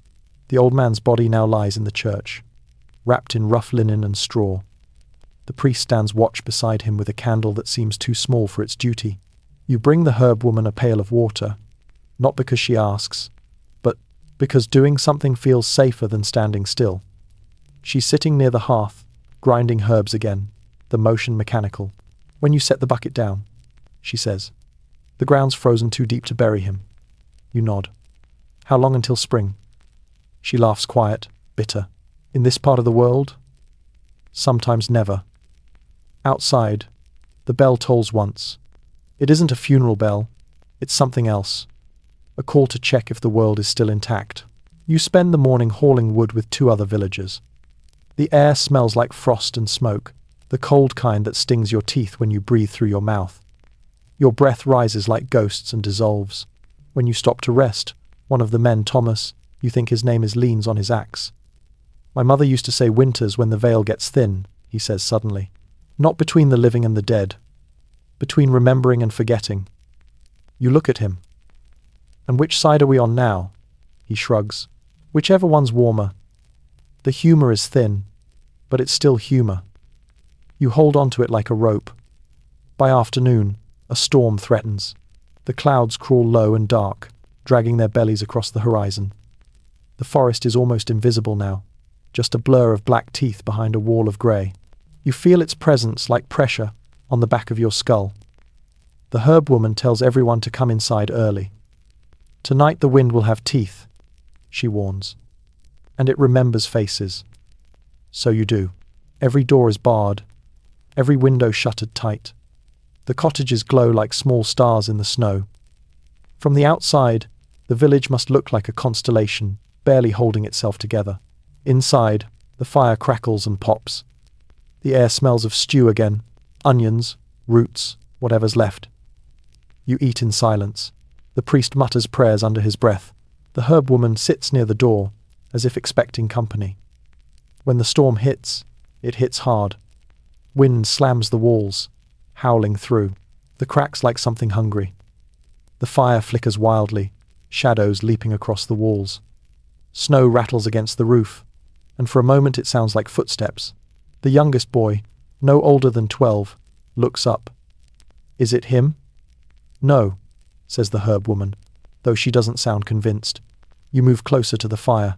The smoke burns your eyes, but it's better than looking at the door. Hours pass. The storm doesn't ease. The sound of it becomes hypnotic. Howl, thud, whisper, pause, repeat. You start to drift, your body heavy with exhaustion. Then, between gusts, you hear something different. A knock. 3 times. Not the frantic knock of someone seeking shelter, but the slow, patient rhythm of someone who already belongs. The room freezes. The priest stops mid-prayer. The herb woman closes her eyes. The knock comes again. The youngest boy starts to cry silently. Someone grabs his hand. You stare at the door, feeling your pulse in your throat. The herb woman stands. Her shadow wavers on the wall. "It's not for us," she says. "Not tonight." But the latch rattles once, twice, softly, like fingers testing a memory. The wind outside howls louder, as if arguing with something unseen. The fire flares suddenly, then shrinks back, throwing the room into trembling half-light. You think you hear a voice faint, blurred by the storm. A familiar voice. The old man's. "Let me in," it says. Calm, tired, almost gentle. No one moves. No one breathes. The herb woman whispers, "Say nothing. Do nothing." The latch stops rattling. The wind shifts. The sound fades, carried away like breath. You exhale slowly, realizing your hands are shaking. The fire crackles again, steady this time, as though proud of you for staying still.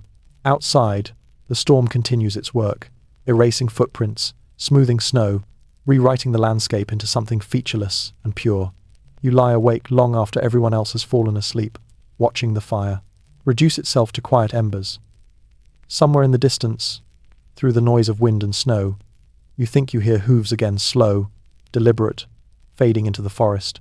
You close your eyes, whispering to no one. You wouldn't survive a night, huh? And the darkness, amused as ever, seems to whisper back. Not this one, but maybe the next. The storm ends without ceremony. No sunrise, no birdsong, just a dull, heavy silence. You wake to a world remade in white. Snow has piled against the cottage door, sealing it halfway. The roof groans under the weight. You push the door open with your shoulder, the cold biting through your sleeves like tiny teeth. Outside, the village looks like a memory of itself. The fences, the well, the church, all softened, half swallowed by snowdrifts. The air smells clean in a way that feels suspicious, as if nature is trying to cover up what happened. There are no footprints anywhere. Not even your own, though you've been walking for minutes. The thought lands slowly. The wind has erased them all. The herb woman joins you, wrapped in a shawl, her breath rising in thin grey ribbons. "It's quieter than it should be," she says, and you can't help but agree. Even the animals are silent. No bleating, no barking, no movement behind the barn doors. The whole village feels like it's holding its breath under the snow. You follow her to the church. The door creaks open reluctantly. Inside, the air smells of cold wax and pine smoke. The old man's shrouded body still lies near the altar, the candle beside him burned nearly to the end. The priest sits slumped on the front pew, hands folded, head bowed. You think he's praying until you realize he's asleep, or perhaps pretending to be. The herb woman kneels by the old man's side and places a small pouch of herbs on his chest. You recognize the scent: sage, thyme, and something sharper underneath. "He deserves peace," she murmurs, "even if peace isn't listening." When you step outside again, the light has changed. The sun glints low and sharp, throwing long blue shadows across the snow. You look toward the forest. The trees seem closer again, though you know they aren't. Their edges shimmer faintly, as if the air around them were breathing. By midday, the villagers begin to dig paths through the snow, their shovels scraping softly. You join in, though your mind drifts. You think about the traveller, about the old man's frozen hand, about the knocking that came disguised as a voice. You wonder if the forest is done, or if it's just catching its breath. Later, while carrying firewood back to the cottage, you notice something strange near the edge of the well. A single line of footprints, too deep to be human, crossing the square and vanishing toward the forest. Each step is perfectly spaced, like marks on a ruler. The snow around them hasn't melted, yet the prints themselves seem hollow, as if whatever made them didn't press down into the snow but drew it up instead. You kneel to look closer. Inside the nearest print is a single black feather. It's not from any bird you recognize, long, thin, and faintly iridescent, catching the light with colors you can't quite name. You pocket it before anyone else sees. You tell yourself it's just curiosity, but it feels more like keeping a secret. That evening, The herb woman comes to sit beside you by the hearth. She doesn't look at you when she speaks. If the forest calls again, don't answer. You hesitate. What happens if you do? She pokes at the fire, sending up a spray of sparks. Depends what it remembers you for. Outside, the wind stirs softly. Not a storm this time, just movement, slow and thoughtful, like something waking up. You pull the feather from your pocket, holding it toward the light. It glows faintly at the edges, like frost catching a flame. For a moment, you think you hear a whisper, not words, just rhythm, like someone breathing close behind you. You turn. Nothing. When you look back at the feather, the glow is gone. That night, sleep doesn't come easily. You dream of the old man's voice, of snow falling upward, of lights moving through the trees in deliberate, graceful circles. When you wake, the room is dark and quiet. You think you hear the faintest sound outside, the slow scrape of something across the frozen ground. You sit up, heart racing, eyes on the door. The sound stops. Then, a soft voice close, too close, whispers through the crack between the boards. You still have what's mine. You freeze. Your hand tightens around the feather under your blanket. The air feels suddenly warmer, thick, as though someone else is breathing it. You can hear your pulse in your ears. The voice doesn't come again. The sound outside fades into the distance, but the warmth lingers, heavy and uncomfortable, until dawn bleeds weakly through the shutters. When you finally open your hand, the feather is gone. Only a faint black smear remains across your palm, like ash or ink. The herb woman glances at you when you step outside, but says nothing. She doesn't need to. The look in her eyes says it clearly. The forest hasn't finished speaking to you, and for the first time, you realize neither have you finished listening. The snow begins to melt 3 days later. It happens slowly, almost reluctantly, as if the winter itself is unsure whether it wants to leave. Water trickles from the rooftops in thin silver threads. The roads turn from white to grey, from grey to mud. The sound of dripping fills the air like the ticking of 1,000 small clocks, each marking a return to movement. You should feel relief. The others do. The villagers smile again, just a little. Children chase one another through puddles. The men drag broken carts out from under the snow to see what can still be salvaged. Smoke rises from the chimneys, brighter now, and the smell of thawing earth drifts through the air. But something feels off. The thaw is too early, the warmth too quick. The air itself seems wrong, thick, damp, humming faintly like a held breath. Even the birds sound strange when they return, their songs uneven, half-missing notes. The herb woman says nothing, but she's stopped humming. That alone feels like an omen. You help the priest carry the old man's body to the small burial ground by the church. The ground is still frozen in places, but soft enough to dig. No one speaks during the burial. The wind is sharp, the sky white and blank. When it's done, the herb woman presses a small sprig of rosemary into the soil. For memory, she says simply. Later, you wander to the edge of the village, drawn by the faint sound of water. The forest looks different now, darker, alive again. Streams of meltwater thread through its roots, carrying away fragments of snow like lost thoughts. The trees creak softly, their branches heavy with droplets that fall in slow rhythm. You stand there for a while, feeling the ground under you shift from ice to mud. The air smells of decay and new beginnings, the same scent, really, just at different stages of the same story. That's when you notice the path again. The old road. It's clearer now, stripped bare by the melting snow. The track winds between, the trees like a scar. You can see deep grooves in the soil, old wagon ruts, worn smooth by centuries of rain. And there, in the center, something glints faintly in the half-light. You step closer. It's metal thin, curved, half buried in the mud. You kneel, brushing the earth away. It's a small ring, blackened by age, carved with a design you don't recognize. A spiral made of tiny overlapping leaves. It looks handmade, ancient, impossibly delicate. When you pick it up, the air changes. The forest goes quiet. The dripping stops. Even the wind holds still. A drop of water lands on your wrist, startling you back to motion. You turn the ring over, expecting an inscription, but the inside is smooth, perfectly smooth, like polished glass. You slip it into your pocket. You don't know why. It just feels like the kind of object that doesn't want to be left behind. When you return to the village, the herb woman is waiting near the well. She looks at your hands before she looks at your face. What did you find? You hesitate. Nothing. She exhales sharply. Nothing is always something here. That night, the village feels warmer than usual. People talk more freely. Someone opens a small jug of cider saved from autumn. The laughter feels real again. You almost join in, but your hand keeps straying to the ring in your pocket. It feels warmer than it should, pulsing faintly against your leg, like a slow heartbeat. You excuse yourself early and step outside. The sky is clear for once, filled with stars so sharp they look as though they could cut. The forest looms at the edge of the fields, black against silver. You pull out the ring and hold it up to the starlight. For a moment, it catches the light perfectly, then swallows it whole. Something shifts in the dark. A sound, maybe. Or a presence. You can't tell.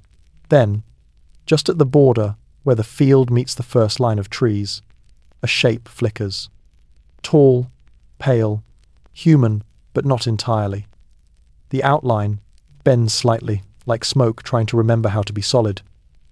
You freeze, the ring still in your hand. A voice drifts across the field.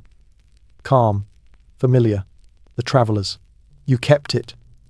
You don't answer. It remembers you, the voice says. That's enough. The figure fades back into the forest. The wind returns, carrying with it the faint scent of pine and something colder like iron and wet earth. You stand there for a long time, the ring heavy in your hand. You think about throwing it away, about running, about pretending this world is still one you can wake up from. But instead, you whisper something to the dark. You don't even know what you said, only that it feels like an answer. When you finally go back inside, the herb woman is waiting by the fire. She looks up, eyes sharp. You heard him, didn't you? You nod slowly. She sighs. Then it started. What has, you ask? She doesn't reply. She only looks at the flames, her voice low. The thaw always wakes more than rivers. You sit down beside her, the ring burning faintly against your palm. And outside, in the distance where snow still clings to shadow, the forest exhales once, long and slow like something old stretching after a long sleep. The days lengthen, but the light never feels right. It comes too thin, too pale, like the sun is visiting out of obligation. Each morning begins with fog that refuses to lift until nearly noon, leaving the village damp and half dreaming. The villagers work slower now. They say it's the mud, but you can feel it's something heavier, like the air itself has learned to weigh on them. You try to stay busy. You fetch water, help mend the fences, even patch the roof again. You tell yourself it's the rhythm of survival. But each time you reach into your pocket and feel the cold ring against your fingertips, the rhythm falters. You don't wear it, you just keep it close, as though it's waiting for the right moment to decide. Which of you belongs to whom? At night, you hear sounds again. Not knocking, not hooves. Something quieter, a faint humming, like someone singing through the walls in a language older than sleep. You try to tell yourself it's just the wind. You've been telling yourself that for weeks now, but the excuses are starting to feel brittle. One evening, as the fog drifts low over the rooftops, you find the herb woman outside, scattering ashes into the snowmelt near the well. Old ashes for new roots, she mutters, tossing handfuls of grey dust into the mud. What are you planting? You ask. She gives you a look that makes you feel suddenly younger, smaller. Memory, she says. It grows faster than weeds, and harder to pull up. You hesitate. What do you know about the ring? Her hand freezes in midair. So you found one. One? She drops the remaining ashes into the mud. They were made by the blacksmiths of the old road, before the forest took to them. What were they for? To bind promises, she says, and sometimes to break them. You glance at the forest. The fog has thickened again, rolling slow and deliberate over the fields like breath. It called to me. You admit. Her shoulders tense. Don't let it finish the sentence. You want to ask what that means. but she's already walking back toward her cottage, muttering to herself. That night, you wake to movement in the dark. Someone or something is walking through the village. Slow, steady footsteps crunch softly in the thawing snow. You lie still, every muscle taut. The sound passes your window, pauses, then continues toward the church. You wait until it fades, then rise. The others are still asleep. The fire, only a faint orange sigh. You pull on your cloak and step outside. The air smells wet and metallic, like rain that hasn't decided to fall yet. The moon hides behind clouds, but the fog glows faintly, lit from within. You follow the track's long, deliberate strides, leading straight to the churchyard. The gate stands open. Inside, the snow around the old man's grave is disturbed, churned to mud. And there, in the half-light, you see it. The traveller, standing over the grave. His face is turned toward you, calm and unreadable, the same grey eyes as before. You almost call out, but the words die in your throat. He's holding something in his hand, a second ring, identical to yours. You shouldn't have kept it, he says softly. It remembers promises it was never meant to. You take a step forward. What promises? He glances down at the grave, the kind that outlived the people who made them. The wind stirs, low and hollow. You hear the faint groan of branches from the forest. The traveller kneels, presses the ring into the soil above the old man's body, and whispers something you can't hear. The ground seems to breathe once, then settle. When he stands again, the fog curls around his legs. Like an animal. Why me, you ask? Why show yourself? He studies you for a long moment. Because you listen, he says. Most people stopped doing that a long time ago. You pull your own ring from your pocket and hold it out. Take it back. He shakes his head. It's not mine anymore. The fog thickens between you. A wall of shifting silver. Through it, his voice comes one last time. When the thaw ends and the forest sleeps again, bury it. Far from here. Or wear it, if you're ready to remember what it remembers. Then he's gone. The fog dissolves, leaving only the quiet drip of melting ice from the church roof. You look down. The soil above the old man's grave is smooth again, no footprints, no mark where the traveller stood. Only the faint shimmer of frost, shaped like a spiral of leaves. You go back inside, your hands shaking. The ring in your palm feels heavier now, almost warm. The herb woman is waiting by the hearth when you return. She doesn't ask where you've been. She just looks at the mud on your boots and says, "You've seen him again." You nod. "Then it's your burden now," she says quietly. "Every generation gets one. Someone who listens too closely." You stare at the fire, feeling its heat through the cold metal in your hand, and outside, from somewhere deep in the forest, comes a low, resonant sound, not a howl, not a cry, a single note, sustained and pure, like the earth itself, humming the start of an old, unfinished song. Morning doesn't come, it simply arrives, grey and unannounced. You find yourself standing at the door, watching the fog dissolve into a thin drizzle. The rain has washed away what was left of the snow, leaving the earth dark, heavy, and slick. Everything smells of wet wood and thawed soil, the scent of endings disguised as beginnings. The villagers move slower than usual, quieter too. There's a restlessness in their steps, as though everyone feels the same unspoken change, but no one wants to name it. The old man's grave now lies beneath a shallow puddle. The reflection of the church's crooked steeple trembles across its surface. The herb woman doesn't speak all morning. You see her outside her cottage, laying bundles of herbs along the window ledges, muttering to herself as she ties each one with red thread. You approach carefully, aware that carefully has become your default state. "What are those for?" you ask. She glances up, eyes rimmed with sleeplessness. "Noise," she says, "keeps things from listening too closely." You nod. It sounds reasonable, which is its own kind of worry. By midday, the rain eases into mist. The fields glisten, the paths turn to shallow rivers, and everything you touch feels damp. You help the others repair a collapsed fence near the edge of the village. It's quiet work, the rhythmic thunk of hammering wood the only sound. When you pause to stretch your back, your hand goes instinctively for your pocket. The ring is still there, but colder today. as if remembering something unpleasant. You can't stop turning it between your fingers, tracing the carved leaves around its edge. Then you feel it a pulse. Faint, rhythmic, but undeniably there. You freeze. The pulse stops the moment you notice it. When you look up, the herb woman is standing a few yards away, watching you with an expression halfway between pity and recognition. "You felt it, didn't you?" she says softly. You nod. That's how it begins. You try to laugh, but the sound doesn't come out right. Begins what? She steps closer. The remembering. That night, rain returns in sheets. It drums against the thatch, hisses down the chimney, fills every silence with its own voice. You lie awake, the ring clutched in your hand beneath the blanket. The fire has gone out, leaving only the smell of wet smoke and cold ash. You think of the traveller's words, when the thaw ends, and the forest sleeps again. Bury it, or wear it. You can't decide which choice is worse. Sometime after midnight, a sound cuts through the rain. A knock, but not on the door this time. It comes from beneath the floorboards. 3 slow knocks. Then silence. Your breath catches. You sit up, heart thudding against your ribs. The others are still asleep. You wait. Nothing. Then 3 more. Louder this time. You grab the nearest candle and strike a spark. The tiny flame shivers to life, throwing nervous shadows across the walls. The floorboards creak under your feet as you step toward the sound.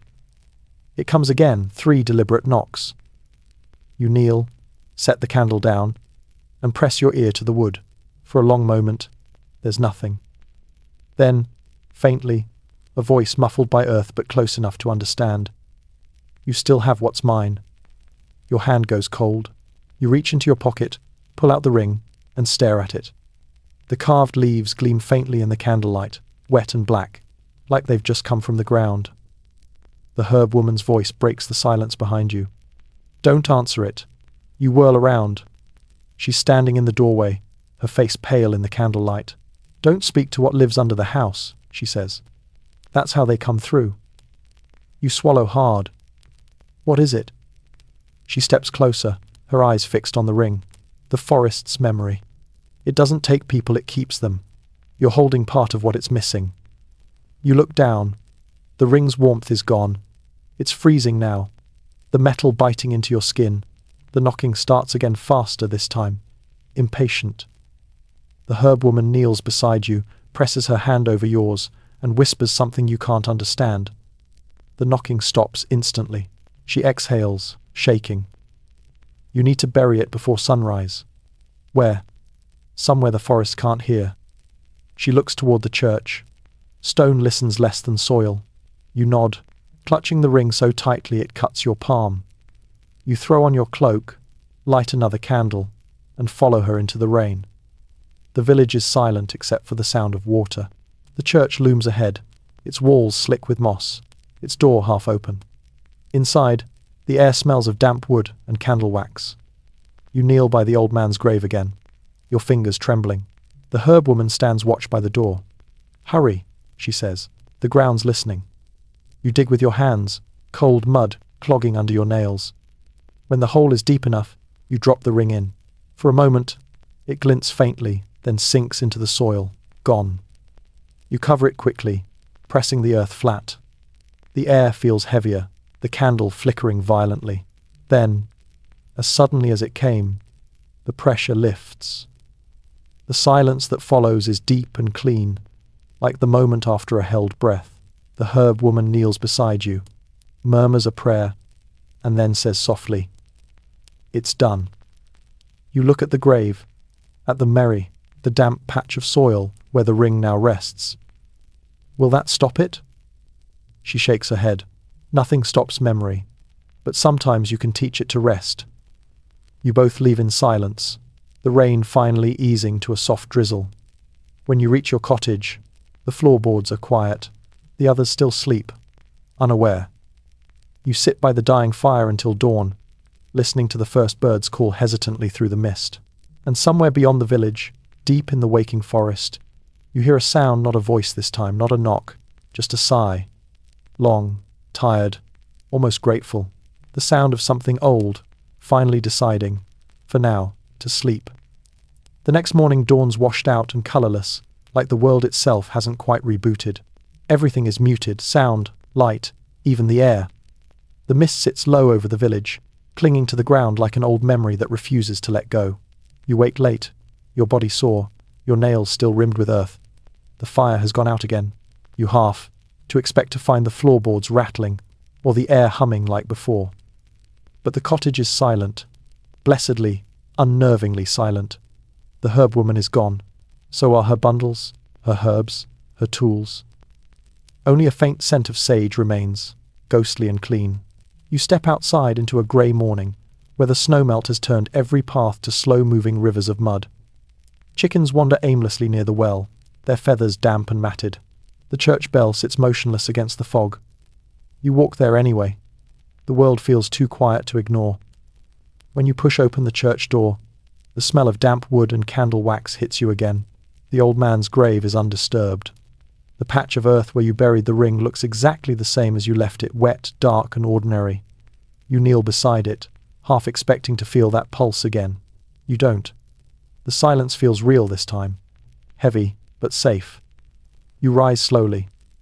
On the altar, you notice something new. A sprig of rosemary tied with red thread. The herb woman's work. She must have come early, maybe before sunrise, maybe to make sure the forest understood. As you leave the church, you notice the sky beginning to change.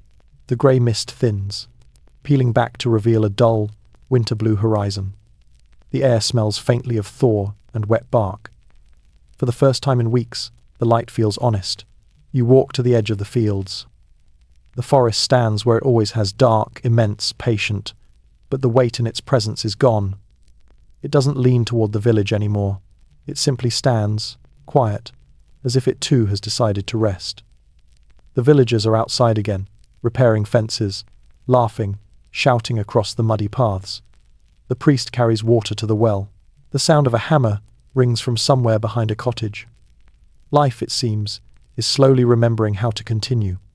But even now, you can't stop watching the forest. There's something about it, a stillness too deliberate, like a held breath you can't hear, but can feel. You tell yourself it's fine, that the ring is buried, the voice gone, the memory asleep. And yet, that night, the air feels different again. Not dangerous, just alive. The fire burns higher than usual, its flames bending slightly, as if listening.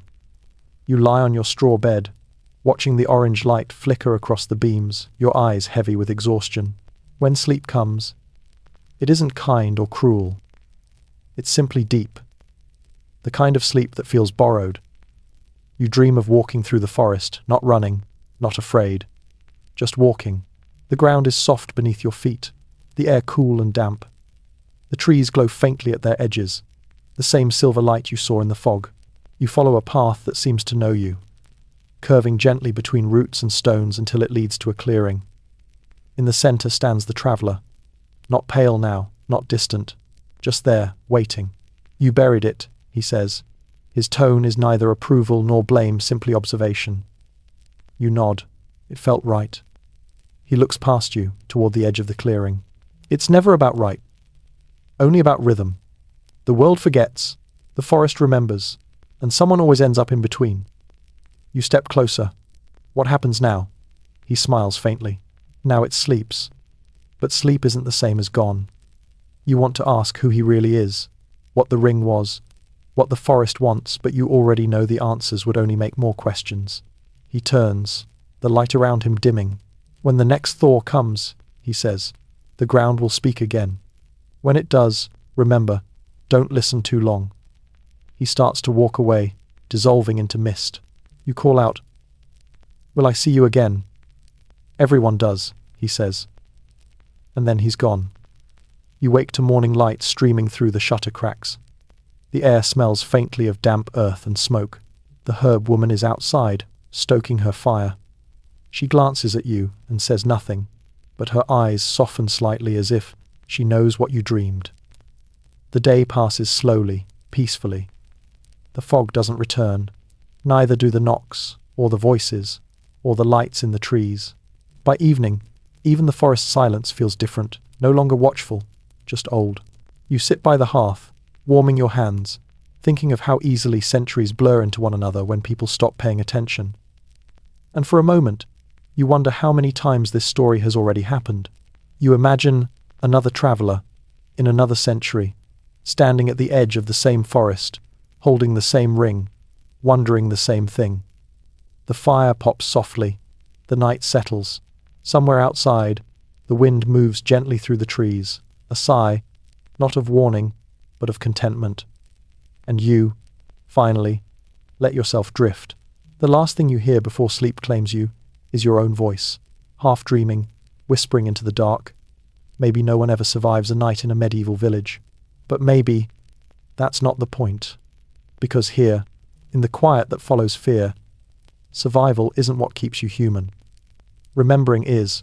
Days pass, then weeks. The thaw deepens, the ground softens, and the village exhales the way a long-held note finally fades into air.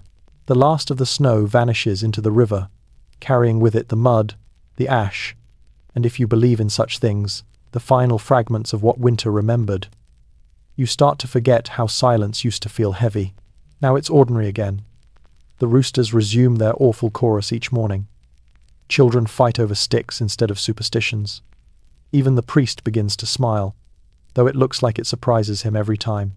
The herb woman still leaves her herbs on the windowsills, but they're smaller now, more symbolic than defensive. When you ask if she believes the danger is gone, she shakes her head. Danger never leaves, she says. It just changes its clothes. Then she smirks, but it's polite enough to knock first. You laugh, and for once, it doesn't sound nervous.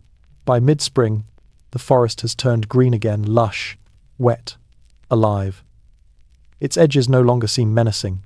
They hum with bees, not whispers. Yet you can't quite look at it the way the others do.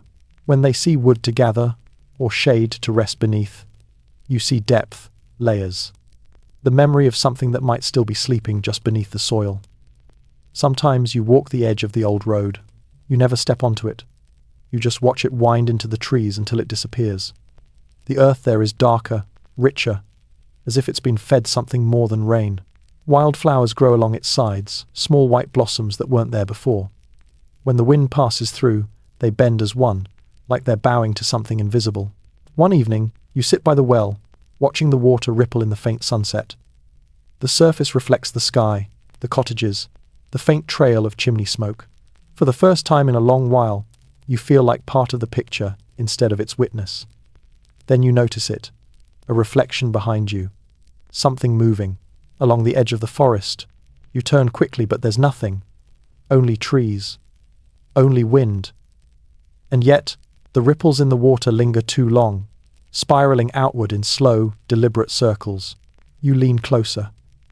For a heartbeat, the reflection looks like a face, not the traveller's, not the old man's, but your own, older, thinner, with eyes the colour of storm clouds. Then the image breaks, and the well is just water again. You sit there until the last of the light fades, feeling strangely calm. It's not fear this time, it's recognition. You understand now that what you saw wasn't an omen. It was an echo. A promise. Maybe. The forest doesn't forget, and neither do you. That night, as you lie on your straw bed, the air warm for the first time in months, you listen to the sounds of life returning. Frogs croaking near the marsh, the creak of carts, the murmur of voices outside. The world is rebuilding itself, and so are you. But just before sleep takes you, a thought drifts through your mind, soft, steady, certain. Maybe the forest never wanted to frighten anyone. Maybe it just wanted someone to remember it properly. You smile at the thought, half asleep, half dreaming. The firelight dances on the wall, and somewhere far away, an owl calls low, haunting, content. And for the first time since the night you arrived, you fall asleep without listening for footsteps. If there are voices outside, they keep their distance. If the forest breathes your name, it does so gently, because now it knows you're listening. And that's all it ever wanted. Spring rolls forward, soft and certain. The frost loosens its grip on the soil, and the air smells faintly of sap and new grass. Villagers pull down the shutters, mend nets, dig the first furrows. Smoke curls straight up from the chimneys again, no longer desperate for warmth, just part of the rhythm of living. You've grown used to this rhythm too. You rise with the light, walk to the well, help where hands are needed. There are days when you forget that winter ever carried a voice. But every so often, when the breeze shifts from the west and carries the scent of pine, something inside you pauses. A reminder, not a warning, not a haunting, just a quiet nudge from the part of the world that still remembers. One afternoon, while clearing brush near the edge of the fields, you find the herb woman sitting on a fallen log. Her hair is streaked with silver now. Her hands work slower, but her eyes still hold that sharp, knowing light. She doesn't look at you as you approach. "It's listening again," she says. You glance toward the forest. The trees sway lazily in the wind. "It always is," you answer. She nods. Then we understand each other. A faint smile touches her mouth. "You did right, you know. The ring will stay buried until the ground forgets how to freeze." "Does that mean it's over?" you ask. She chuckles softly. Over isn't a word the forest knows. She pats the log beside her. "Sit. It likes when we talk like this without fear. You sit. The wood is warm from the sun. Birds chatter somewhere unseen, their songs stitched through the air like bright thread. It was never just about him," she continues, "or the lights, or even the road. It was about remembering that we live on borrowed ground. Every shovel, every step, every fire we light borrowed." You watch the horizon fade into haze, and when it comes to collect, she shrugs. "Then we tell it a good story. Stories are the only things that pay the debt properly." That evening, a gentle rain begins, the first warm rain of the season. The villagers laugh, lift their faces to it, even dance a little. You stand in it too, feeling the droplets soak into your sleeves, the mud pulling at your boots. The forest smells alive again, green and endless, humming with quiet satisfaction. You glance toward the old road. The grooves have almost vanished beneath wild grass, but a faint path still remains, winding between trees like a scar that's learned how to heal. For a moment, you think you see movement there, a flicker of grey cloth, a figure turning once to look back. The traveller. Or maybe just the memory of him. He doesn't speak. He only raises a hand, half in farewell, half in acknowledgement, before the rain swallows him whole. You smile, not in fear this time, but in recognition. When you return to the cottage, the fire burns bright and steady. The room smells of wet wool and rosemary. You sit near the hearth, listening to the rain tap the roof in even rhythm. It sounds less like a storm now, more like conversation, a language you're starting to understand. The herb woman's words echo faintly in your mind. "Tell it a good story." So you do. You speak softly to the empty room, recounting the days and nights, the voices, the lights, the old man, the thaw, the silence that finally came. You speak until the story folds in on itself, until the rhythm of your voice matches the rhythm of the rain. Outside, the forest listens. Inside, the fire leans forward slightly, as though listening too. And when you finally fall asleep in the warmth, the last sound you hear isn't wind or rain, it's the forest answering, low and content, whispering back the same story in its own slow, leafy tongue. It doesn't promise safety. It never has. But it promises remembrance. And somehow, that's enough. Evening comes slow and golden, drawn out like the final note of a lullaby. The last light of spring pools in the puddles left by the rain, turning every footprint into a small mirror. The air is thick with the smell of damp grass, hearth smoke, and bread cooling somewhere unseen. The village breathes, whole again. You sit on the low stone wall beside the well, watching the mist gather at the edges of the fields. It moves differently now, less like something reaching, more like something returning home. For the first time in what feels like a lifetime, the silence that follows isn't the kind that waits to be broken. It's the kind that forgives. The herb woman joins you without a word. She carries a single candle and sets it on the wall between you. The flame bends with the breeze, but doesn't go out. "For remembering," she says simply. "That's all light ever was for." You nod. The forest looms beyond the meadow, dark and endless, yet it no longer feels like a wound in the world. Its shadows have softened, its edge blurred with green. Somewhere inside, You can hear water running a stream awakened by the thaw. The sound blends with the wind until it's hard to tell where one begins and the other ends. You breathe in slowly. The air tastes clean, heavy with soil and renewal. Do you think it'll call again? You ask. The herb woman smiles, the lines at her eyes deepening. Everything calls again, in time. That's what makes the world turn. You just have to learn when to answer and when to listen. The candle's light flickers on your hands. You look at your palm at the faint scar where the ring once cut you. It's nearly vanished, a pale curve like a crescent moon. You touch it absently, realizing that even the body remembers differently than the mind. The horizon fades into blue. The first stars appear tiny, trembling fires above the black line of trees. One by one, the cottages close their shutters, and the sound of laughter drifts faintly through the dusk. You feel a small, quiet gratitude rise inside you, warm as the candle flame. You think of all the nights before the knocks, the voices, the lights, and how fear has a way of reshaping itself into meaning when you stay long enough to listen. Maybe that's all history really is.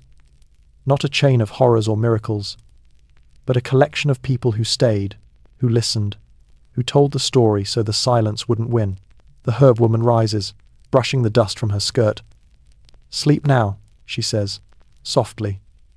"Tomorrow's just another day of living, and that's miracle enough." She walks away toward her cottage, the candle cupped in her hand. The light moves through the mist like a small, steady heartbeat until it disappears. You stay a little longer, staring at the dark outline of the forest. A breeze moves through the trees, carrying a low sigh that could be branches or breath or something older than both. It doesn't frighten you. You simply nod, as though acknowledging an old friend. Then you stand, stretch, and make your way home. The door creaks. The fire inside welcomes you with a gentle crackle. You lie down on the straw bed, the warmth seeping into your bones.